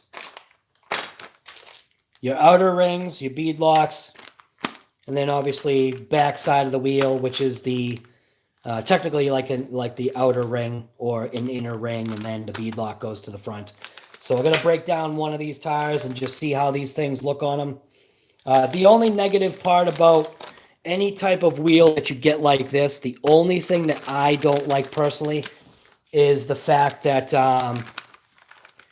they're not going to be left side, right side. They're literally just going to be one side, and you kind of just got to figure out, you know, I guess, I don't know, you kind of don't figure out. You have no choice. One side's going to be one way, and then the opposite side's going to be like the opposite way. So at least it will look, symmetrical front to back. It's just not going to be, the same left side to right side. But if you look at how everything is packaged, I mean, look at how well packaged this was. So inside the package were two packages that were inside another package. You know what I mean? So they really package their products the right way too. And these are HoBao factory upgrades for this thing. And this cell meter. So as far as the cell checker goes, this thing actually works great. What I liked about this one is that it has a, obviously it's a liquid crystal display, but it's backlit. So when you plug a battery in, and this goes all the way up to what? 8S? Yeah. So this thing goes all the way up to 8S. I think it also does servos too, right? Check servos or something. Something right there. I think you can plug in your servos, check those as well. But yeah, this is a great little cell meter. I ended up getting 2 of them. I gave one to my son so that he would have one with him. I don't even think he's been driving his RC.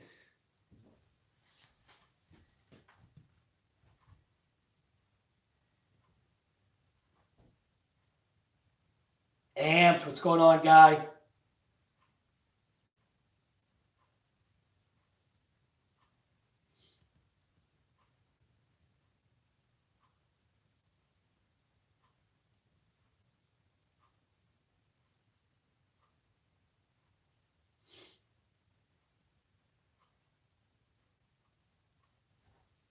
Lyndon Kelly, what's going on? You have the same cell checker? It works well, doesn't it?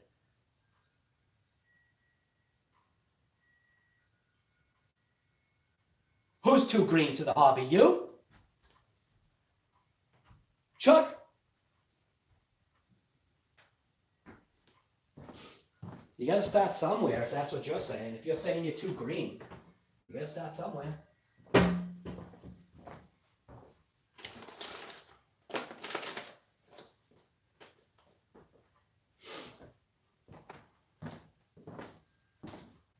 All right, let's get a chair.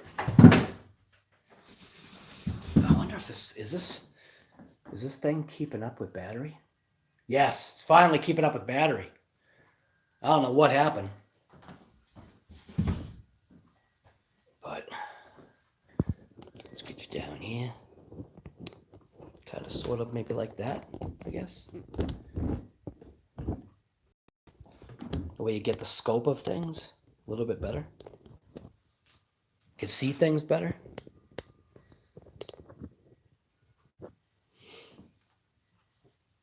We got enough light here?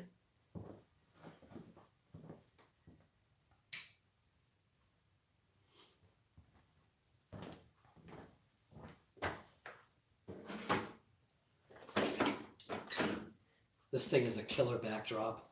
With those kaiju wheels. That is such a tease.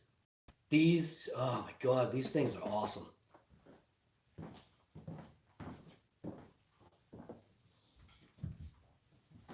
All right, let's see what we got here. So I just use these dishes just because it makes it easier to keep like parts kind of separated, because obviously we have, one set of screws, which I'm not sure which is for the bead lock and which is for the rest of it, but I'm assuming the bead lock are the bigger ones.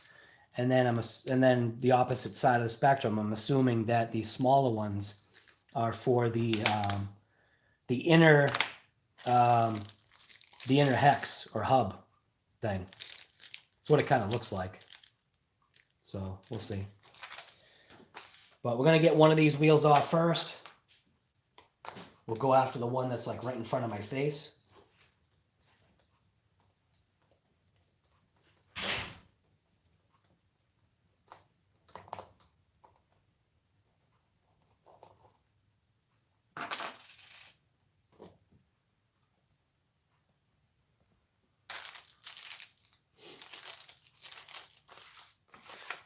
I think we're gonna need 3 of these dishes. That's why I've got the other dish.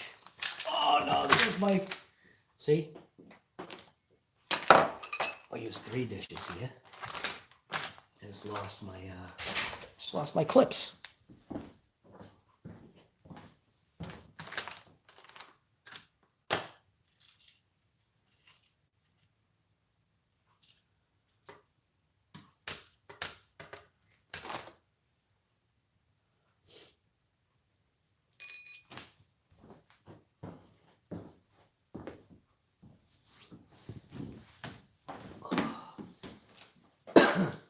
Joe Daddy's Garage. Limited edition part. Yeah, limited edition parts trays. You know it.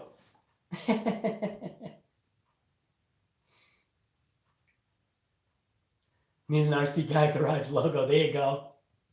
RC Guy Garage stoneware parts trays. They work perfect because obviously they're white. And you can see all your parts, better. Got to get the sticker, Guy Garage sticker on this knife because it's become the bag opening thing here. Works well. It's so sharp.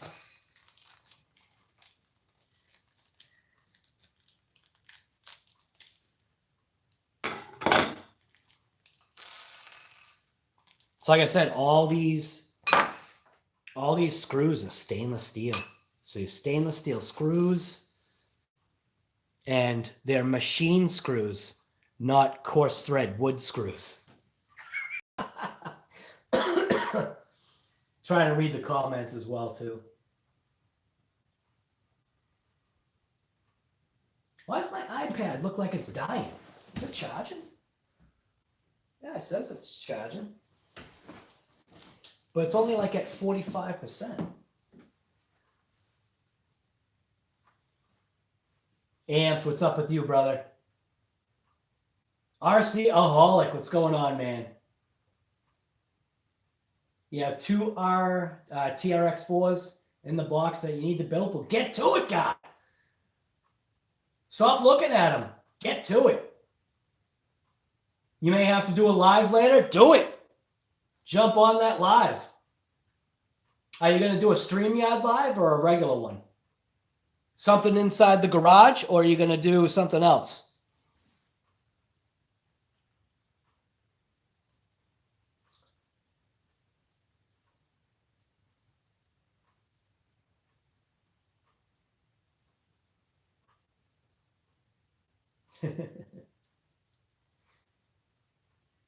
I need to make a video, but never have.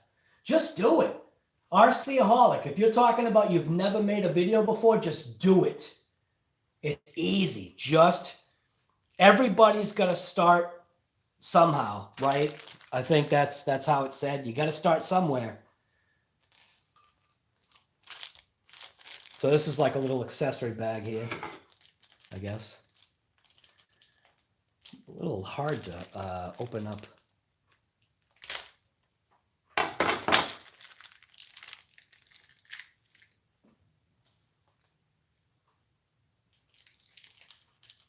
Yeah, you need to make a video because you never have. Just do it.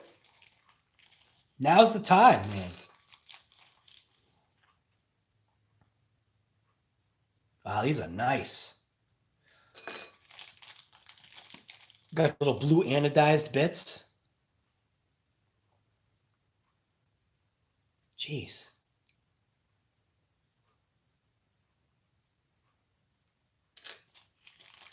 It gives you those discs.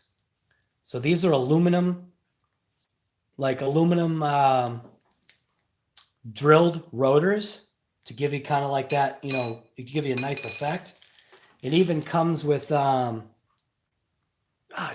weight of these parts. I don't know what that's made out of, but that is heavy. So these are obviously the four-wheel drive. No way. What? So these replace. Oh, I get it.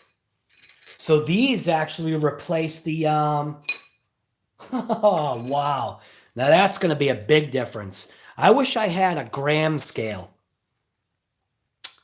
But I'm not a dealer, so I don't have a gram scale.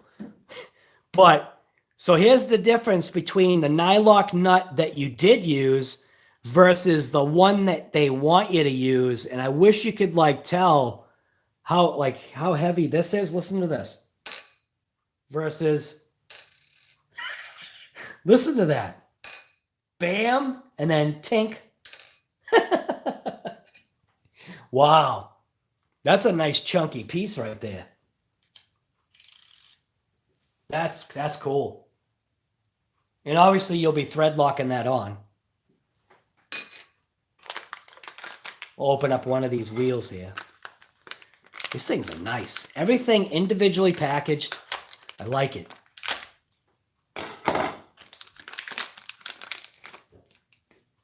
Wow, just feeling that in the hand. That's nice. That's some good stuff. So the bead lock is actually the smaller screws. I just figured that out. So the bead lock is these smaller stainless steel screws. This is some quality stuff here.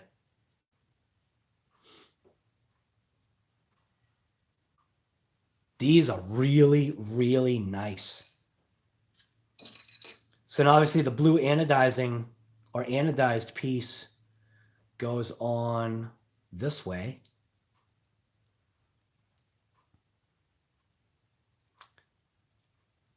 You know, what's funny is you don't actually see the blue anodized piece. And then how do the discs go on? Like that? Yeah, that's how it goes. Wow. I mean, I know you can't like see it, but it's there.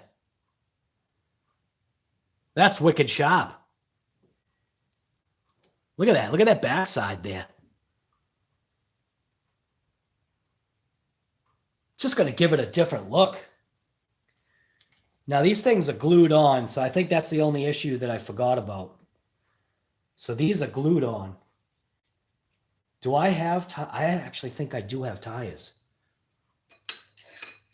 You know what? I'm going to go grab my other set of tires because these are glued on. I'm just going to leave these for now. I'm going to grab my other set of tires and let's see the difference between crawler tires that it came stock with and the ones that I have.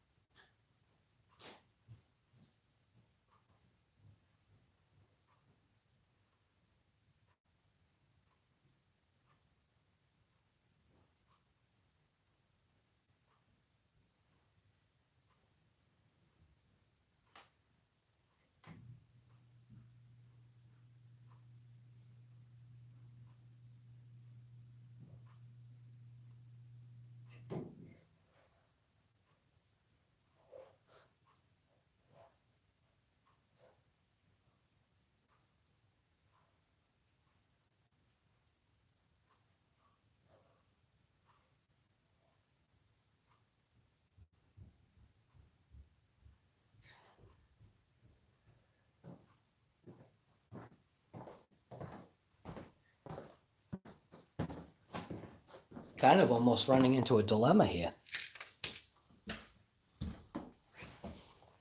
The only reason why I say that is because I think I actually might have to get a second set of tires. So here's what came stock on the Gen 7. Now I also know that the Gen 8 has tires and wheels inside.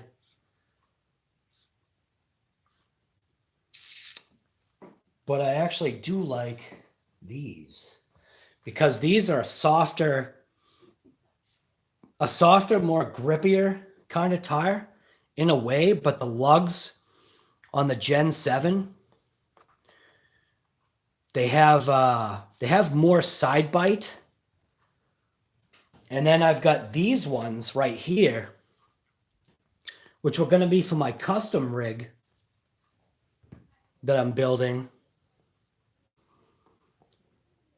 Width-wise, like tread pattern-wise, they're pretty close to the same.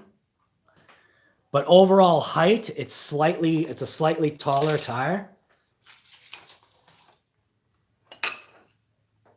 But it's got a flatter profile. So I'm stuck because these have this center cap that goes on them. See what I'm saying? This is just another set of wheels that I've got for my custom crawler. See, it's hard to make decisions like this. I really don't think I want to break these down, because that'd be a pain. Looks like they'll break off. Well, they're glued on pretty good. I think I could break that seal fairly easily. You can hear it already kind of cracking. So, I don't know. I don't know. See? Not very decisive here.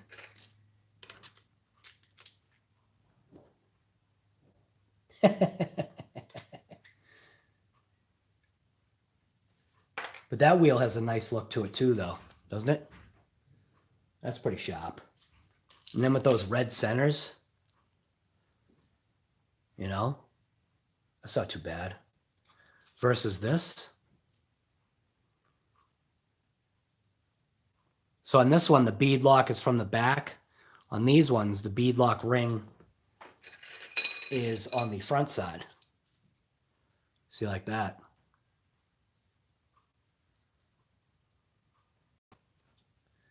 Tough decision here. Killing me.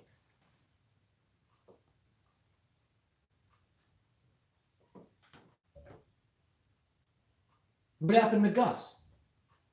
Wait a minute. Why is something sorry to hear from Gus? What's going on?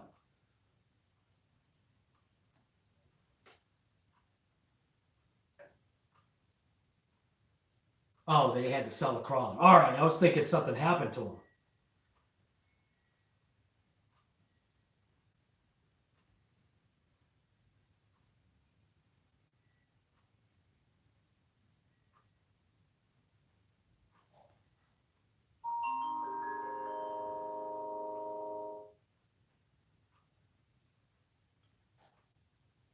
The taller tires, Larry? Is that what you're saying? Go with these taller ones?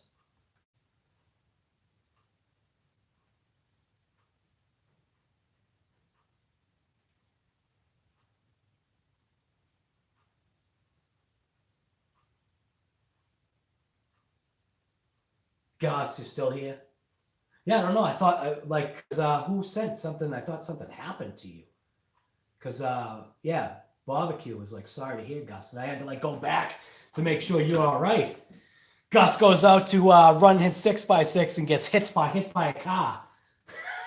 No!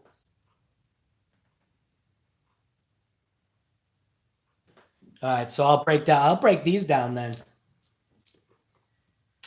Just to give it a shot, just to give it a try. I think it's the right size rim, right? Yeah.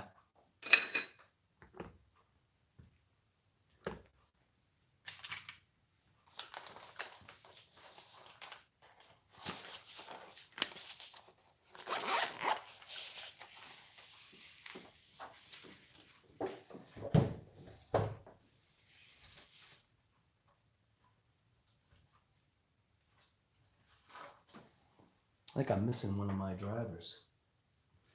As a matter of fact, I know I am. And I'm missing the driver that I need. Awesome. Be right back.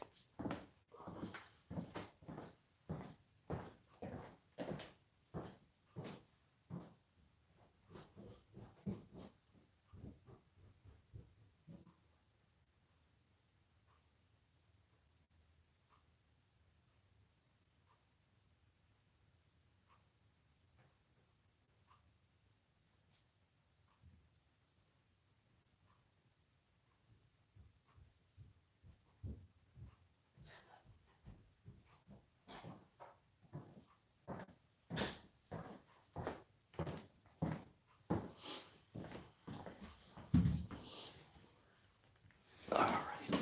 Let's see here.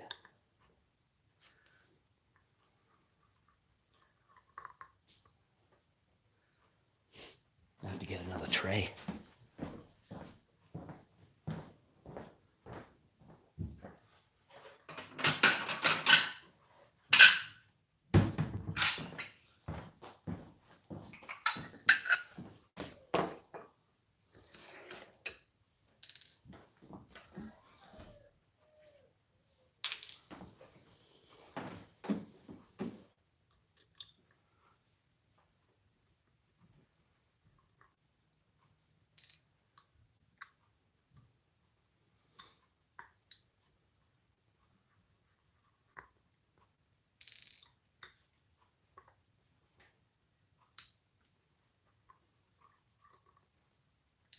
Now, this set of wheels that I've got, this is not anywhere close to even coming close to the quality of these wheels. These wheels are just, I don't want to say they're junk, but they're just average. They're definitely not that quality. They just have a look to them. You know, I like the black with the red. It had a cool look to it. That's literally about it.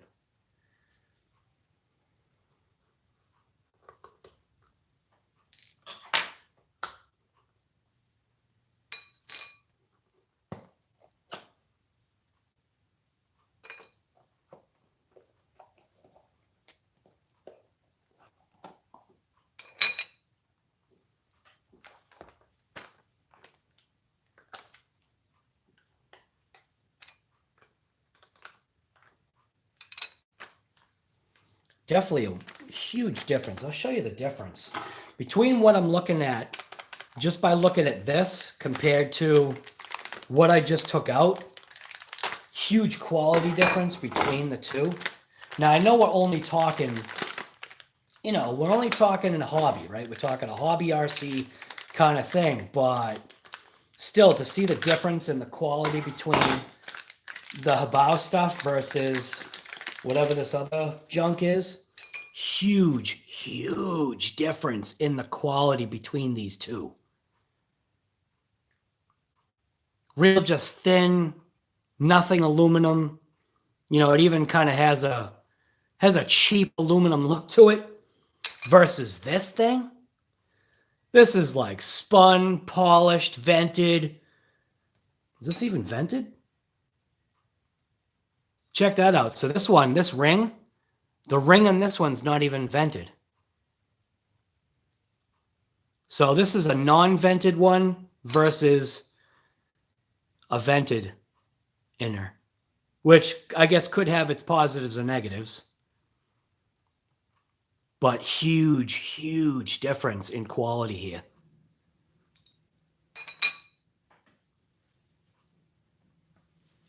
Now these tires, these are just a generic tire, but because I didn't, I guess I didn't feel like breaking down the other ones. And Larry Mitchell's like, dude, just go with the other ones. Doesn't make a difference which way these go in. You just got to make sure it's on the inside and make sure the bead rolls onto that inner portion. And again, you all here know how to do this. I'm not telling you anything different. I'm just talking. Just talking. Just chatting. There we go. nice and even all the way around. You can even throw some, Armor All on here. Because I mean, you can see it still has the, I think that, what's that, a release agent on the rubber. So it still has, they need to be cleaned. So, huge difference though.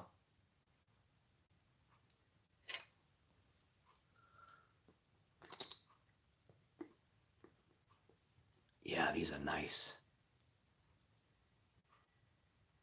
Wow, these are nice.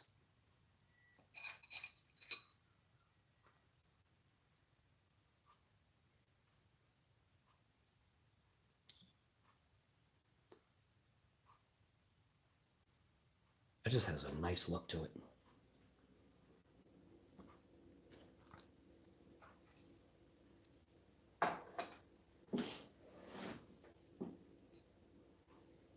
Now, I'm not going to bother thread locking these.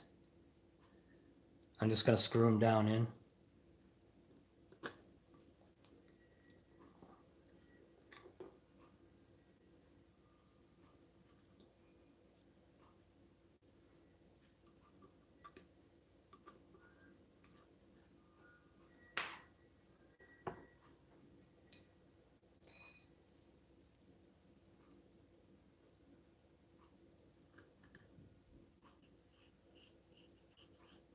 Surprised my eyes can see these screws.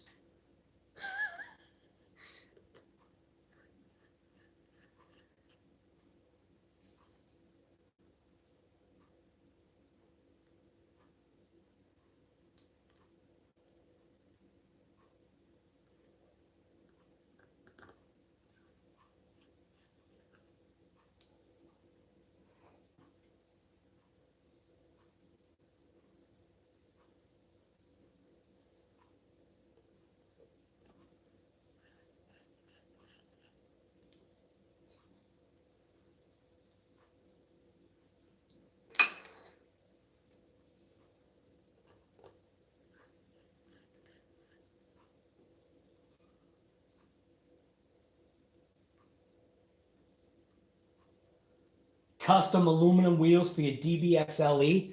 Holy smokes. You'll be paying what regular wheel prices?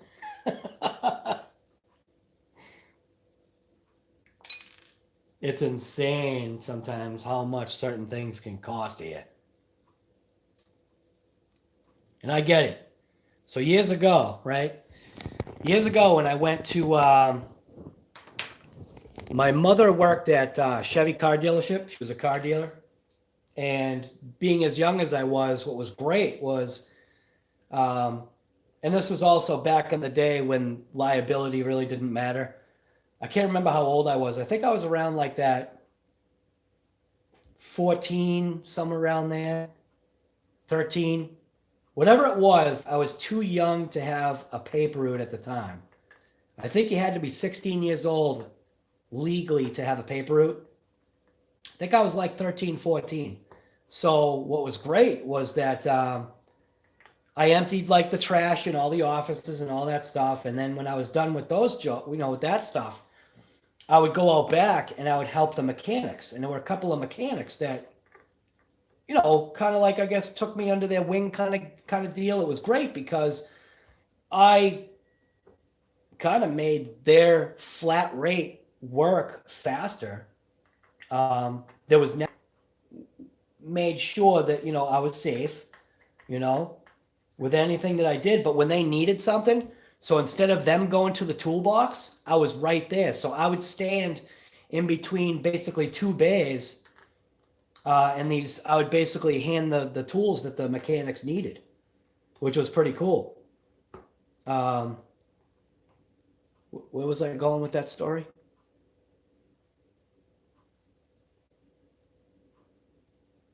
I don't even know why I started that story. See what I mean? My brain's just fried. My brain's gone. I don't even know why I said that. I was a mechanics helper. I have no idea why I'm even saying that. What was the point? Why was I even saying that? I don't even know. It's terrible. It's terrible. That's how bad my mind is. Boy, that COVID really messed with my mind. Still messing with me.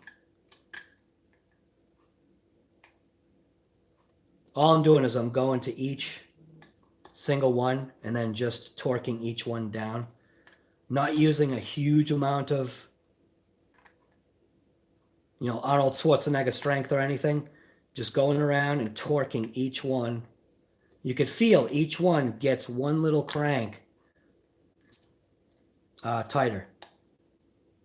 And it's pretty close to being cranked all the way down right now.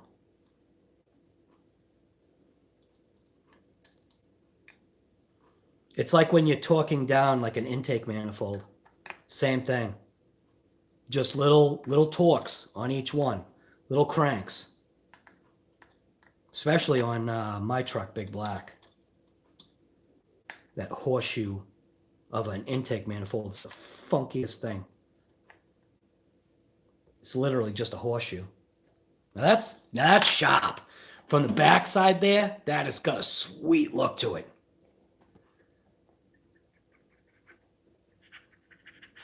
So that looks nice. I like that. And now, obviously the discs. Now this probably should be Loctited. I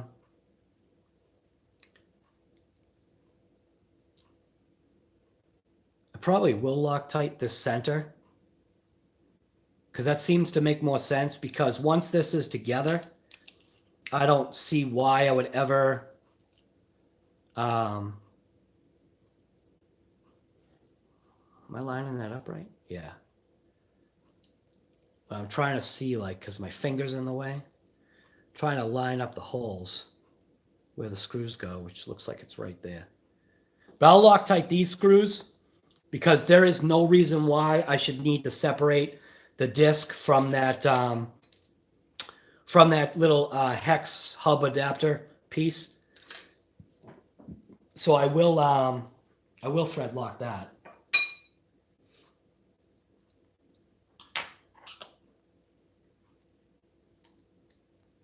It definitely has a cool factor to it.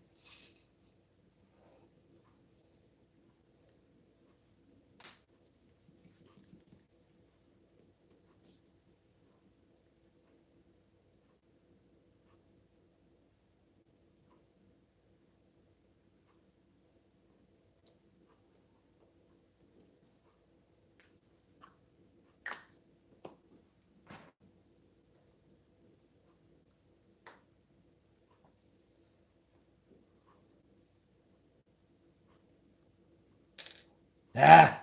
Of course, I knew that was going to happen. Get out of there.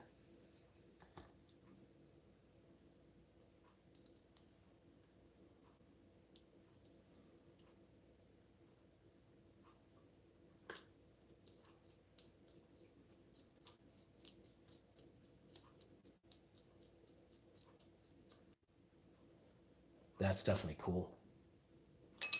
Well, gone forever. And because it's not stainless, because it's stainless, you can't just magnetically pick it up. All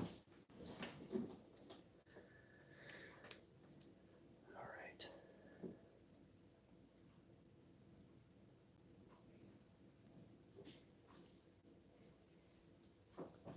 Hey, sweetie.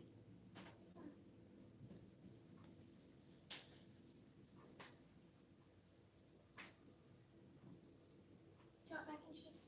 Okay. I won't say no. What do you mean, okay, I won't say no? I won't say no to mac and cheese. You kidding me? What are you doing?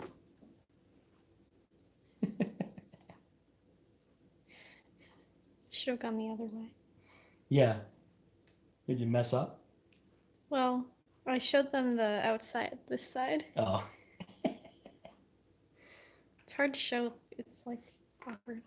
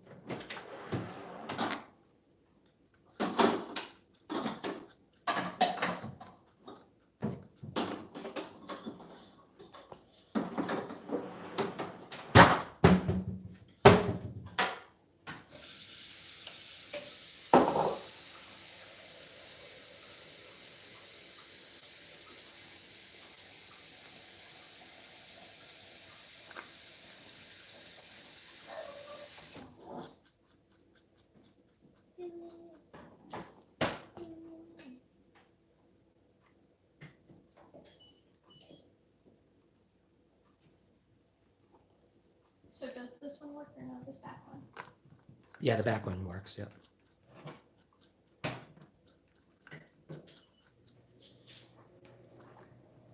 And now I'm just going to give each one just a little crank.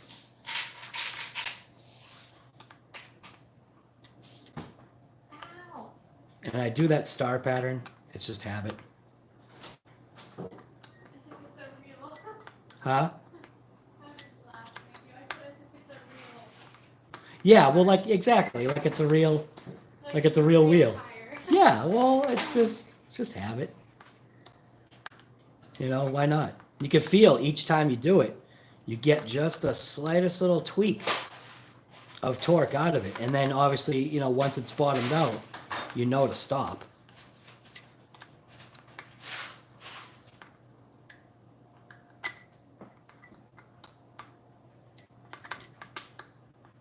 Like you can feel it. It's just the slightest little tweak.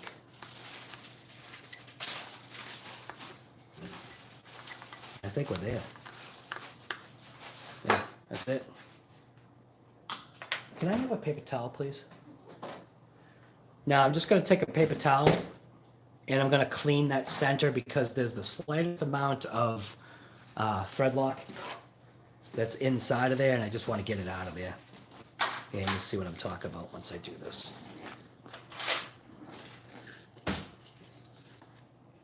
See? It's the very, very slightest amount of thread lock that you can see in there.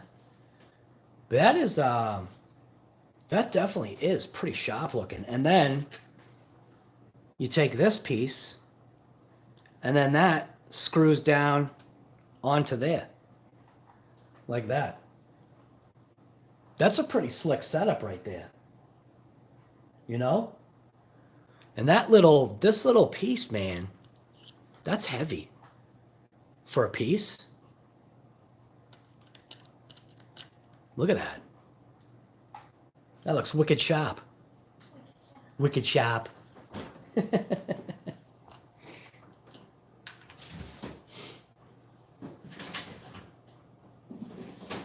So I'm just going to take that now and I just want to, well, I do want to kind of just tweak these one more time. Just check. That one's all set.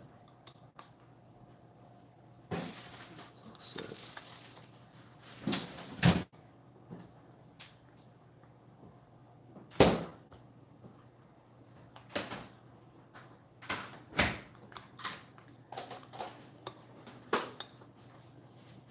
Oh my god, what am I doing?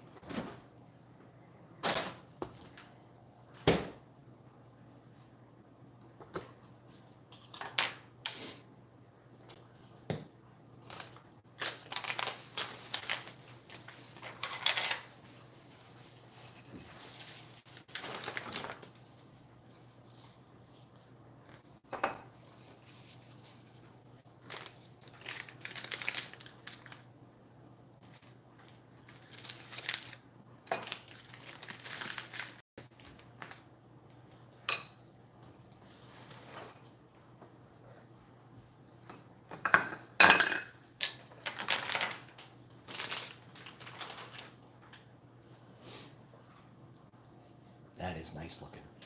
I do like that. That is really sweet.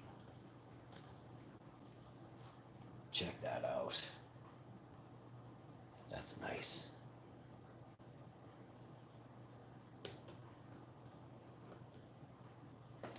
Now, the only thing I don't know is what do I need to screw this on? 7 bucks? No, 7 bucks won't fit, so I'm gonna need the larger box, I think, to screw that on. Which looks like, it feels like it's an 8. So it looks like the 8 will fit that nice.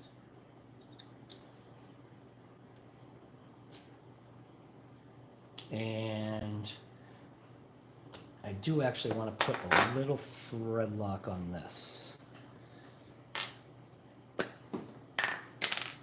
So I'm going to put a little drop of thread lock in there. Just a drop. It's like that right there. That should be enough.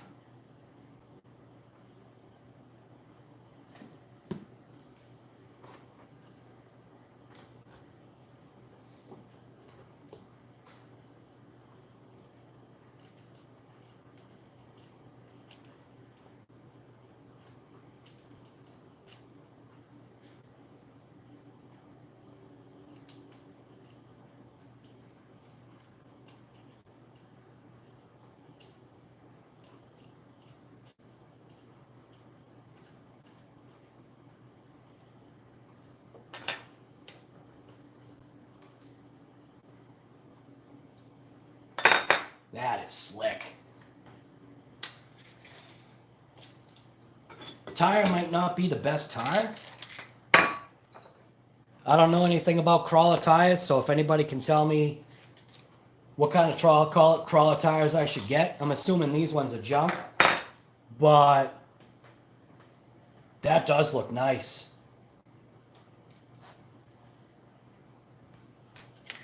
That looks pretty good on there. It is a massive tire, though. Wonder how much rub we're gonna get.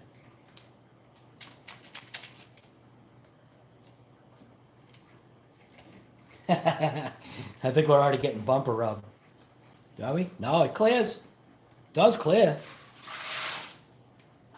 Wow, it actually does clear. Looks like we get a little bit of a touch. So we could take that bumper and just slide it out just a little bit out this way. I think I'll do that now because I don't want that tire rubbing, you know, when I'm doing some extreme off-roading. Going extreme. Oh, wait a minute. You know what? I could also replace this this piece here. It's only 4 screws. We could take this whole bumper and mount off and put on the new one.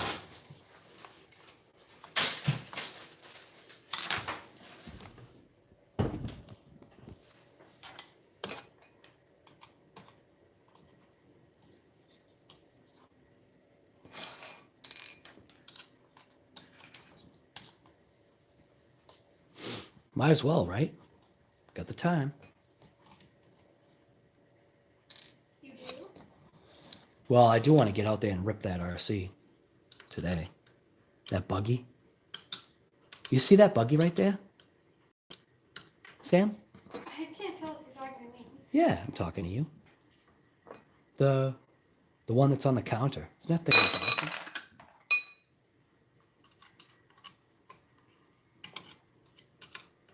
Oh my God, my fingers. Got the coffee shakes bad right now. I think I need more coffee to battle the coffee shakes. Is that how that works? That's not how addiction You get the coffee shakes, so you need more coffee to calm you down. What, you're addicted to coffee?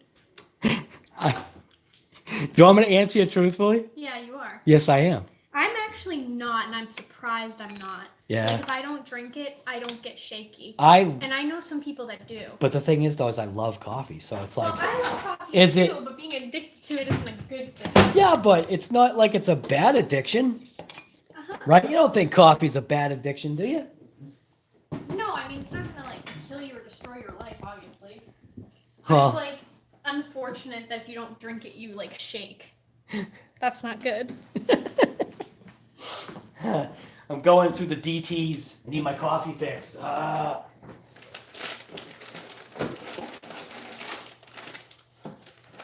Trying to find that front bumper mount piece that was in here. Figure while we're right there, might as well just replace that, right? So, where is that?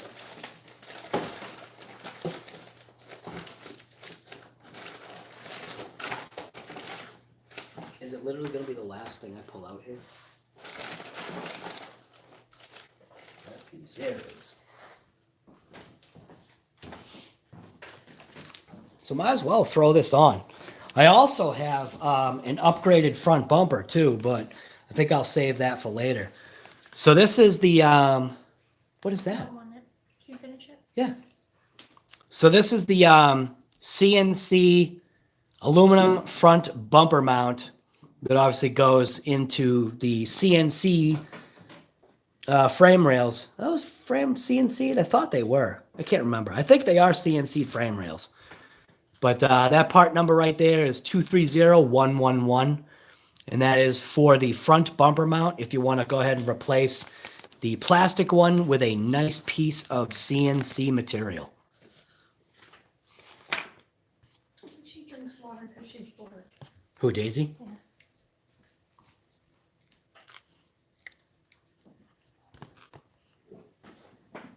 Thank you.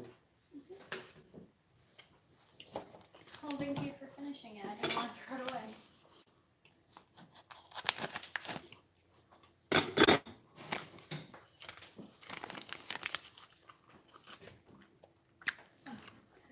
Definitely. I mean, obviously, you hold a piece like that in your hands. I know, I'm trying to like not chew and talk at the same time. Stop making fun of me.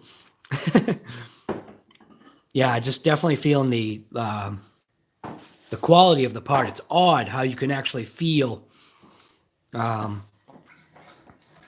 quality of it. I don't know. It doesn't make any sense, but it does. Holding this versus a piece of plastic in your hand, you can just feel that the thing is meant. So then obviously the orientation of that piece goes this way. It looks like you can flip-flop it too. So if you wanted to have maybe the bumper raised up a little bit, you could flip-flop the piece. Almost wonder if I should get that optional bumper. Or maybe we'll just hold off. Yeah, I think I'll hold off. We'll do the bumper at a later date. But I'm just going to transfer it over right now.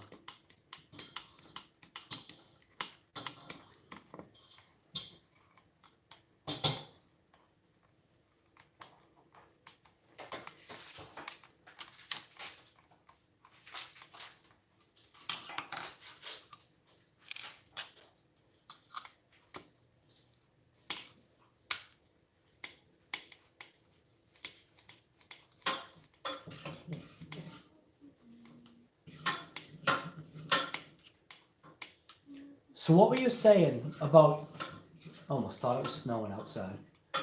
Snowed yesterday. So you guys, I did ask about what kind of tire to go with. Ride Out RC, what's going on, guy? I don't think I've ever seen you here. So 3.6 is about right. And someone's saying riffraff, you go 3.8s. If you go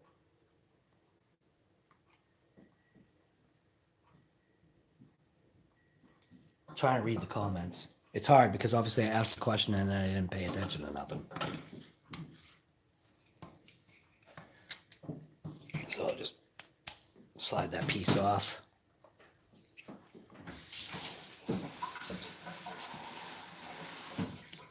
Slide the new piece in.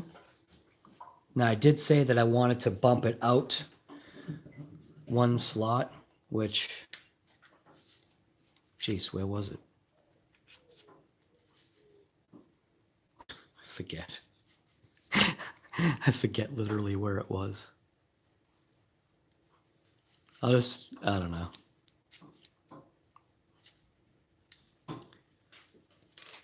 Which one was it? Was it like in the last one?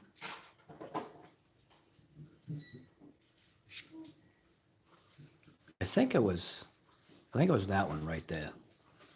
So I'm just gonna go with that hole. And if it doesn't thread in, then that means it's the next, it's the right one.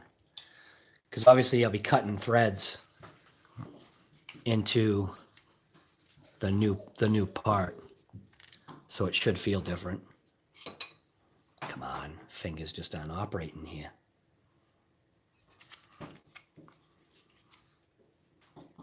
Get it lined up, yep, right about there.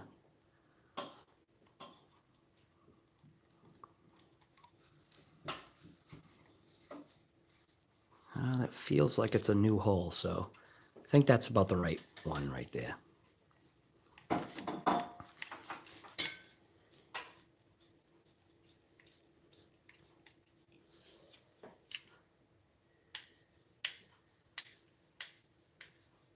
James, George, see you later, man.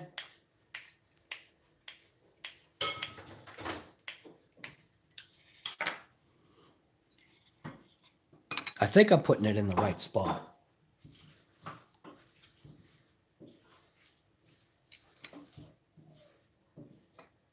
Just change the name from Jesse Rideout.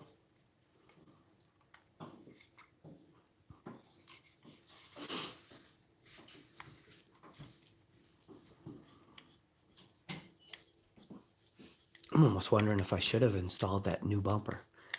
The new bumper is definitely cool looking. It's an all metal bumper that I got. Again, maybe just do it as a separate install. So I think we're good. I wonder if I've got it too far out now. Watch, it's probably too far out.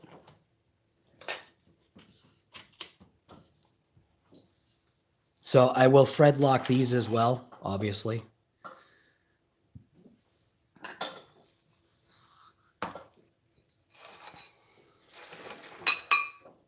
Oh. Watch out for your thread lock that you don't get it rolled all over your pins and screws.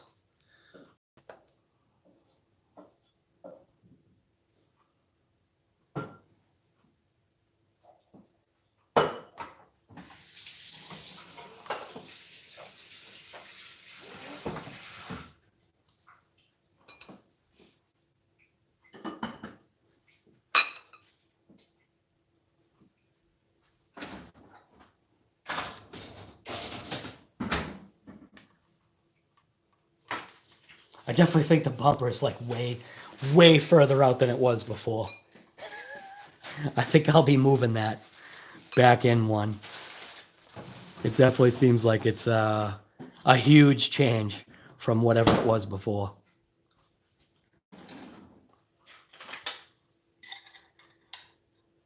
Oh my God! Look at my hands, Sam. My hands are shaking so bad. Thank you. Thank you, sweetie. Hey, can I maybe have some of that stuff that you made a sandwich with in the thing, please? You want it in what? In the bowl? You can. I don't want to overdo it for you. Oh, that's fine. Thank you. Mm-hmm. Thank you. Look at that. Doesn't that look awesome? All right. Coffee shakes. Coffee shakes are not good for threading things together.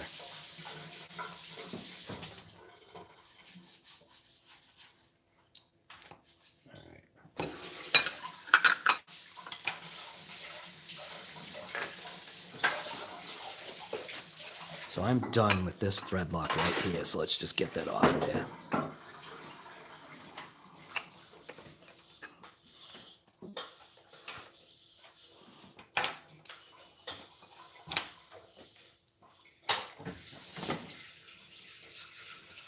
Well, there's definitely clearance now between the front bumper and the wheels. I think I might have to crank it in one. I think I definitely went out way too far on it. But good thing it's in plastic and the screws are accessed from the top anyway, right here. So that'll be easy. There we go. Little CNC bit stalled in the front there. Bumper is definitely jacked way out.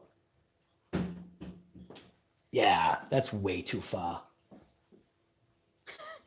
Look at the distance that we've got now. I think we can go one whole screw hole back in. But we'll just leave it for now. So there we go. We did a CNC bumper mount and then threw on a new tire and CNC machined, just beautiful looking. I call these salad shooter style wheels. It's just the look of the wheel itself. That center cap is absolutely beautiful. I think I'm gonna end up crawling this thing today. So I've got 3 other tires to do. This live stream has been going for how long? Almost 3 hours. So I don't know. Let's see. We'll definitely swap out, to those tires because that's all I've got. I want to obviously pay attention and read these comments because I'm sure people were answering, because I'm not a crawler. I will never ever say I'm a crawler kind of person. So there's definitely people that are probably in here that definitely know what to do as far as tires are concerned. And I would like to get maybe like a nice set of tires for these wheels because these wheels I think deserve it.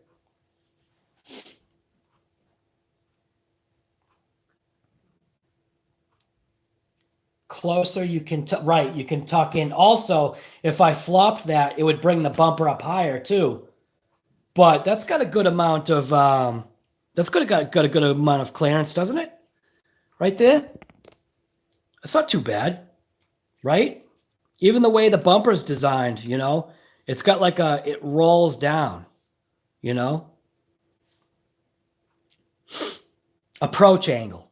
I think what do they call it? Approach angle. So I will tuck that in. Yeah, definitely. That's a huge amount of distance that I now have.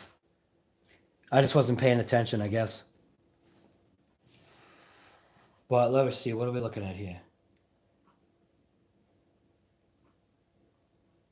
You've never seen a HoBao crawler run? Dude, Riff, you've got to check out the video that I did then. It's actually one of the videos that, I say to myself, right?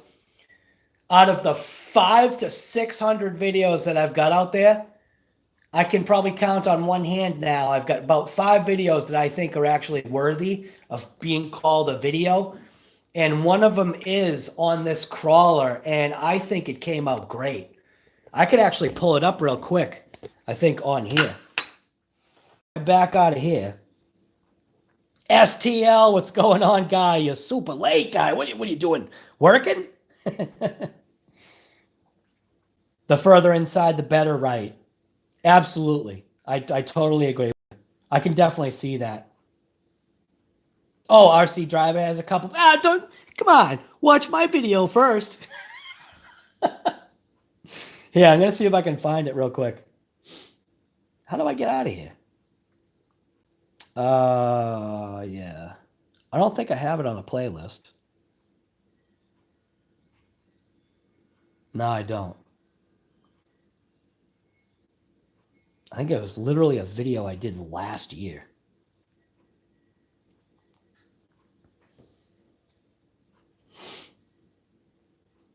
Watch it not even come up. That's a lot of videos.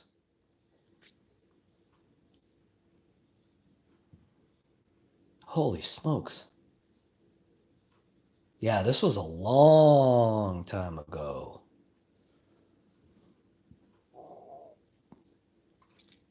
Oh, wait a minute. Nope.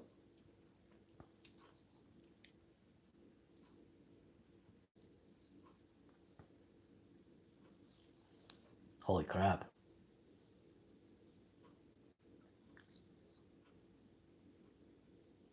There we go. Right there. This thing. So this video right here, this is actually like I said, this is actually one of the videos that I will say I think did a good job on, It's this one. And of course, there's an ad. But check out this video. Skip my own ad. All right. A place like this there's just so much stuff that if you've got an RC, it's like the world is yours for as long as it's around. And right now, you literally got to take advantage of everything that's around you. I mean, look at this. Sunset's coming up. That's going to be awesome. Another mountain right here. That might be something we can go check out. Let's go. I'll get to the HoBao DC-1. Yeah. You got to watch this video. This is actually a good video.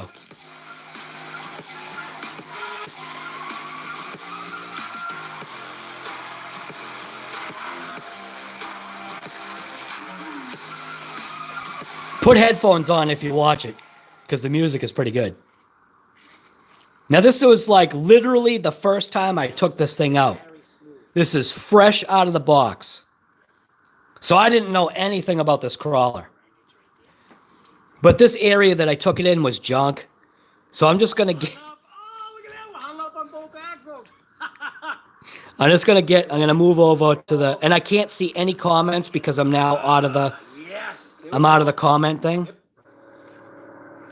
It's so soft. This thing is real.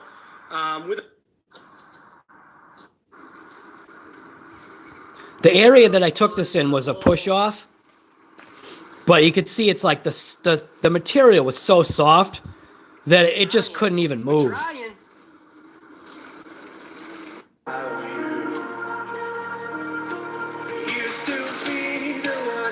Just learning how to drive it, right? But you could skip through it. But this is actually.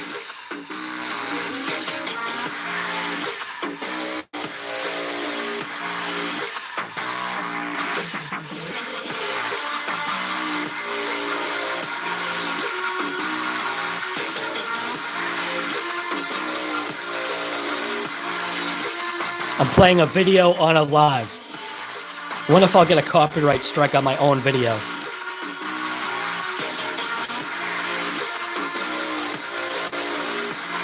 And it tipped over. I didn't even have the spare tire locked in correctly, so you see it like bobbling.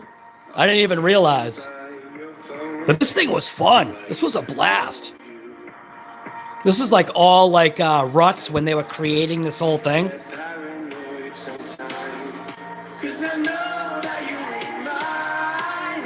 Look, I had a blast doing this.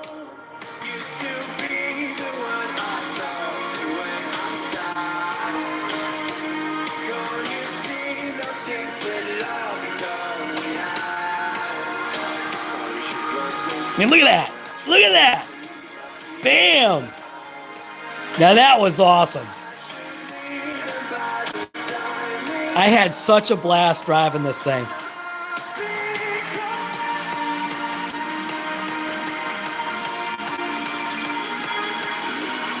Look at that. Look at that. Ready? Watch it. Here it comes.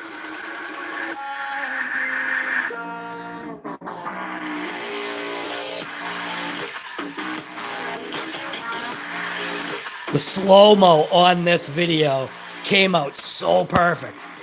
Even the music. Like, look at that. This was what they call golden hour when I did this.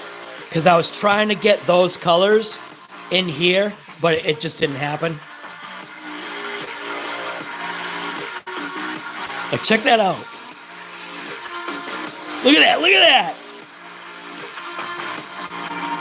I had such a blast with this thing. This is making me want to get out there right now with this thing. You gotta watch the video though. It was wicked good. And I'm not a crawler, but I definitely, I mean, look at this thing. I definitely enjoyed this. Look at that. Boom. There's a lot of good slow-mo in this, and cutting, you know, in between all the transitions and slowing down, speeding up. Well, actually, nothing is, well, actually, there is something that was speeded up, right? But most of it was just slowed down. Like just the diving into the water. And look at that. The way the light was coming down in. It got stuck there.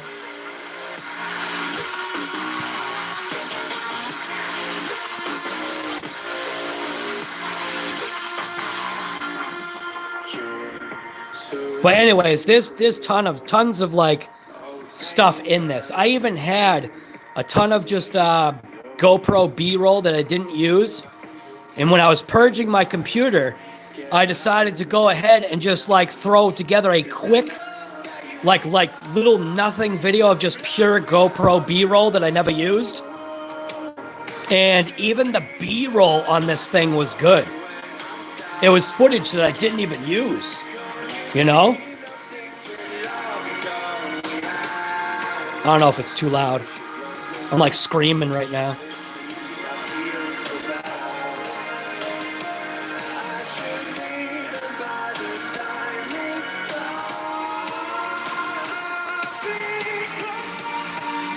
There's a part coming on, another cool part.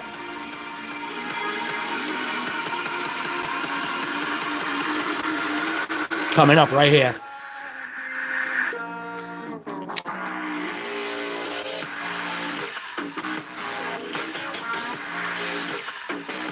Watching this video is getting me so amped to want to take that thing out now. Right there, look at this. Slam! Slowing down crawler footage is absolutely crazy. What you get to see, you know what I mean? It kind of almost has like that realistic look, you know? I mean, look at that thing. That thing was buried. It was definitely going through some chocolate milk. There's one more good part coming up, and then I'll get out of here. Watch. You think it's done? Nope. It ain't done. Boom!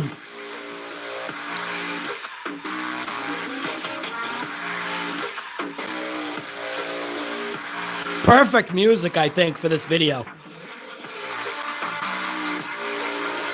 Look at same size truck in the background.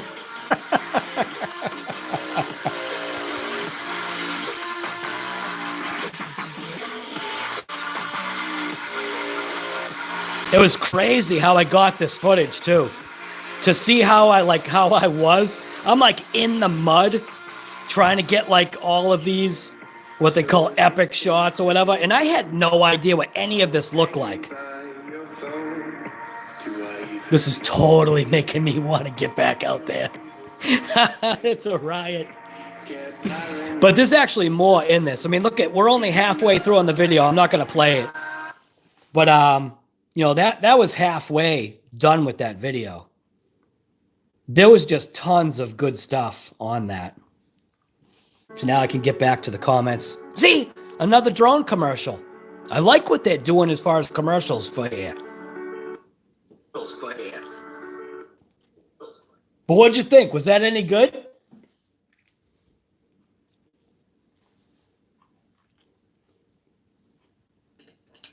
There you go, STL. Right. That was awesome. Thanks, Riff. Dude, you got to check out the video. And like I said, put some headphones on because that music actually, I mean, you know, music is tough because not everybody likes you know, different types of music, you know what I mean? But I think that the way I was able to cut the footage to the music, and I even cut the music, you just can't tell where I cut it because I really blended it well. That video took a long time, and that was actually one of the videos that, like I said, out of like 500 to 600 videos, this is how many videos that I feel are actually what I consider myself worthy videos. But the thing is awesome.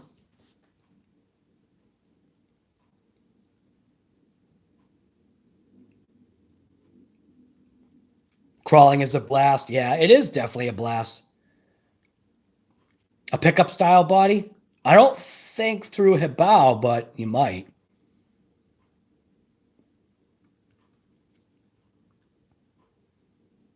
When I recorded, eating the camera. When I recorded that video, it's a combination of like 4K footage and everything. And I think it was my first shot at doing, some 4K stuff. And so that's why there's also some issues with the lighting.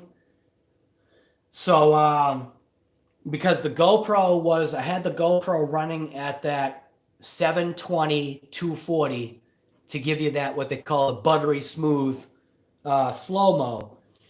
But because it's 720, it was like a whole bunch of like messed up things that I like tried to put together. But I thought it came out. I thought that particular video for that DC-1 came out great.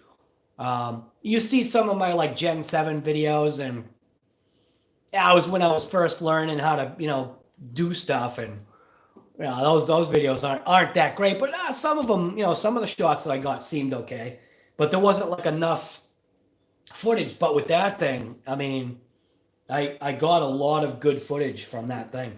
Like I said, enough to where I was able to make a B-roll footage thing, and just dumped out the content, just like got it out of my computer and just sent it off into the trash. So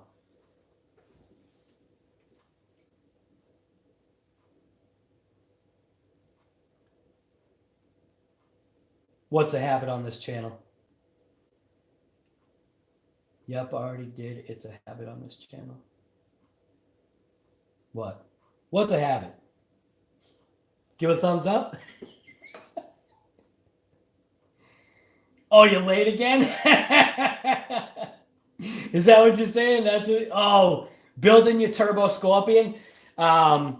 George Stillman. I don't know if you're still here, but I'm pretty sure George Stillman just did his couple slow-mos that he had posted up on the Facebook site, the RC Guy Garage Facebook site. Right. Key is definitely, yeah. Yeah, definitely the key is camera angles are tough, man. And a lot of people forget about those low down shots. Like me taking, what the heck is going on here? I think it's the light. Yeah, that's better. It's too much light coming in that back, isn't it? But yeah, I don't know. I should probably just end the live where it is. What are we talking like time frame for live here? It's like 3.5 hours. Oh, we're coming up on 3 hours. All right, so it's 2:57. So we've got 2.5 minutes left. So what I'll do is I'll leave it on, a 3-hour live. I think that's pretty good. Holy smokes. It's insane like how much time like flies by. It slips by like really, really fast. And like, obviously like, some of you guys out there know, the older you get, the faster time seems to fly. It's like, we just literally did taxes a couple of months ago. And then I remember when it came up to the date of the taxes to be done, it was like I felt like I just did my taxes already. You know what I mean? So time flies, and that's why I say all the time, as far as like, I hope you guys like this COVID and coffee. Like I said, I'm enjoying it. It's definitely a different experience. And as it goes further, it does make it more difficult for me, because you run out of like stuff to like talk about. I think when you first start, you've got a couple of things to do. Now, tomorrow's COVID and Coffee, I don't know what it's going to be on, other than it might be working on the HoBao Hyper TT that I have that I broke and the parts came in. So I have the parts for the Hyper TT. I also have upgrade parts for it as well. So I might get into doing a repair and throwing some upgrades on that. And, you know, COVID and Coffee, morning check-in, just to check in with everybody. But I'm going to end this live stream where it is. If you haven't subscribed to the channel, or if you're new or whatever, throw a thumbs up on there if you like the content. Share it. By all means, share it.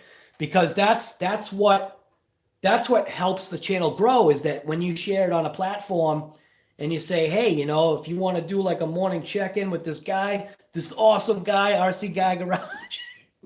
But I'm just out here having fun, just like all you guys should.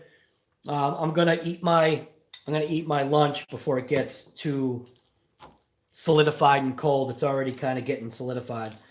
So, but like I always say, thank you guys. It's you, the subscribers, that are making you guys, in a sense, you got to think about it this way. You guys are making it fun for me because there's that interaction. So that's also why I've got that Facebook group. It's RC Guy Garage. And what it does is it gives everybody the platform that's here to, like, if we have like a group of people that are on YouTube, like right here, right now, everybody basically kind of knows everybody in the chat. So now you're able to go on to a single group and really get to share pictures. And like Larry Mitchell's actually been doing a bunch of lives, which is great because it gives people something to watch, especially with, you know, the extra time we all have on our hands right now because of this COVID-19 stuff happening, to where, you know, there's a certain amount of boredom. And me showing like that video, if you haven't seen the running video of that DC-1, I am not a crawler, but I was able to, in my opinion, put together a good video that makes your mouth water to want to get out there and crawl. And I'm not a crawler, but I thoroughly enjoyed.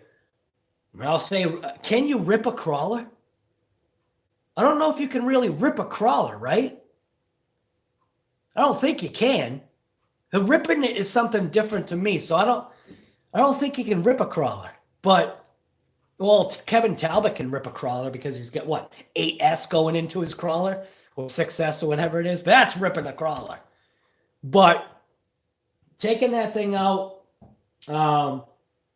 it was definitely a blast. So I am gonna take this thing out. So let's get you up here, so you can see what I'm talking about here.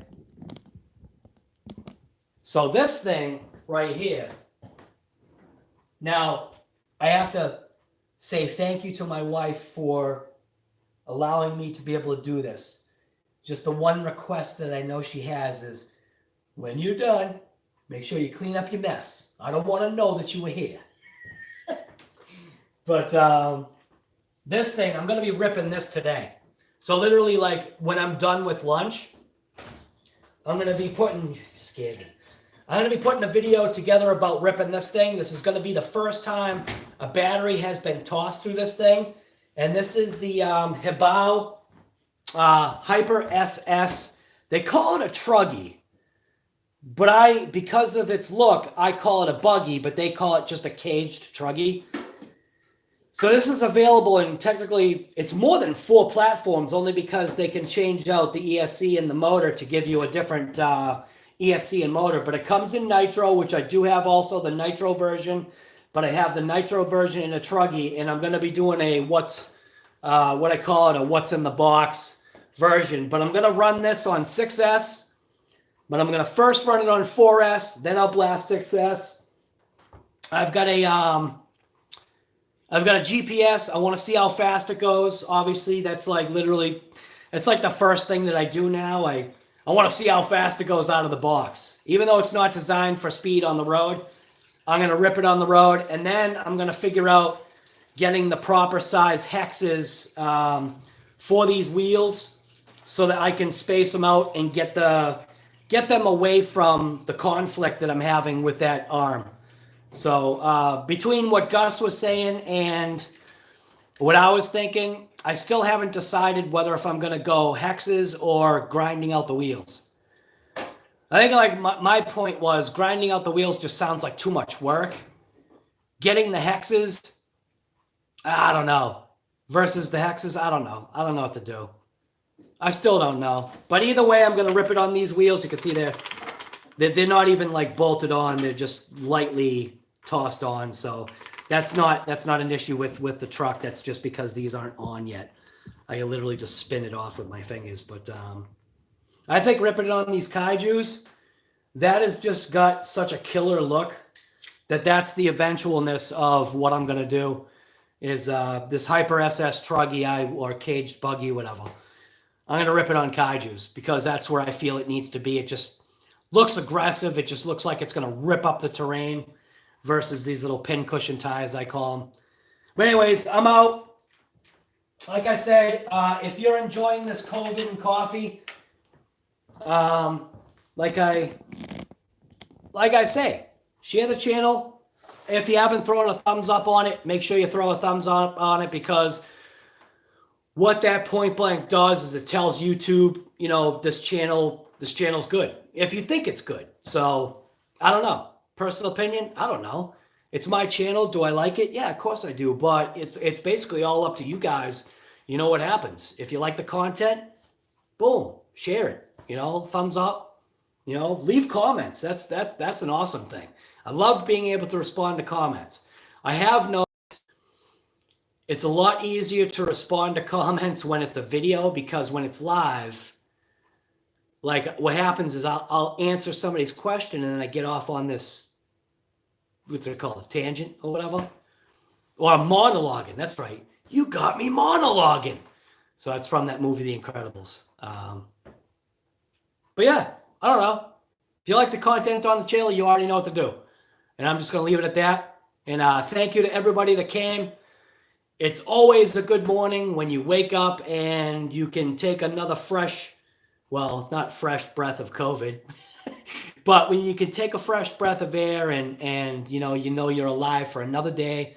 I know some people, you know, you're in pain, you've suffered losses, and I definitely feel for that. I know exactly what it feels like. I lost my aunt 2 years ago, which we're not even going to talk about that because that gets me upset. So anyways, all right, I'm out. So anyways, just get out there. And what do I usually say? Just get out there and rip it because life is short and be good to everybody and help people out because that is super important. It's definitely super important that if you know that people need help, be giving of your time because it may at some point, it's not the reason why you do it, but it may at some point come full circle when maybe, who knows, maybe someday you'll need help or you'll need assistance and maybe that full circle thing will happen. And my mouth is getting all tongue-tied now, so I'm out. I'm just going to eat my lunch and I'm going to leave you guys looking at the DC-1, which I eventually am going to take that thing out and rip it again. We threw on at least one wheel, which, so here's the factory wheel, and then here's the factory upgrade. Now, I just need to obviously go back in the comments. I think what happens, though, I think the comments disappear. So if you want to go on the Facebook site and say, hey, Guy, these are the tires that I recommend you get for your crawler, I definitely am going to listen because I'm not a crawler guy. So I need to be told what kind of tires to get because this is just like what I had. So I don't know. So anyways, I'm out. Everybody, be good to yourselves. Remember, thumbs up. Just get out there and rip it. Do I want to end the video? Yes, I do. Thank you, everybody, for coming. We'll see you later.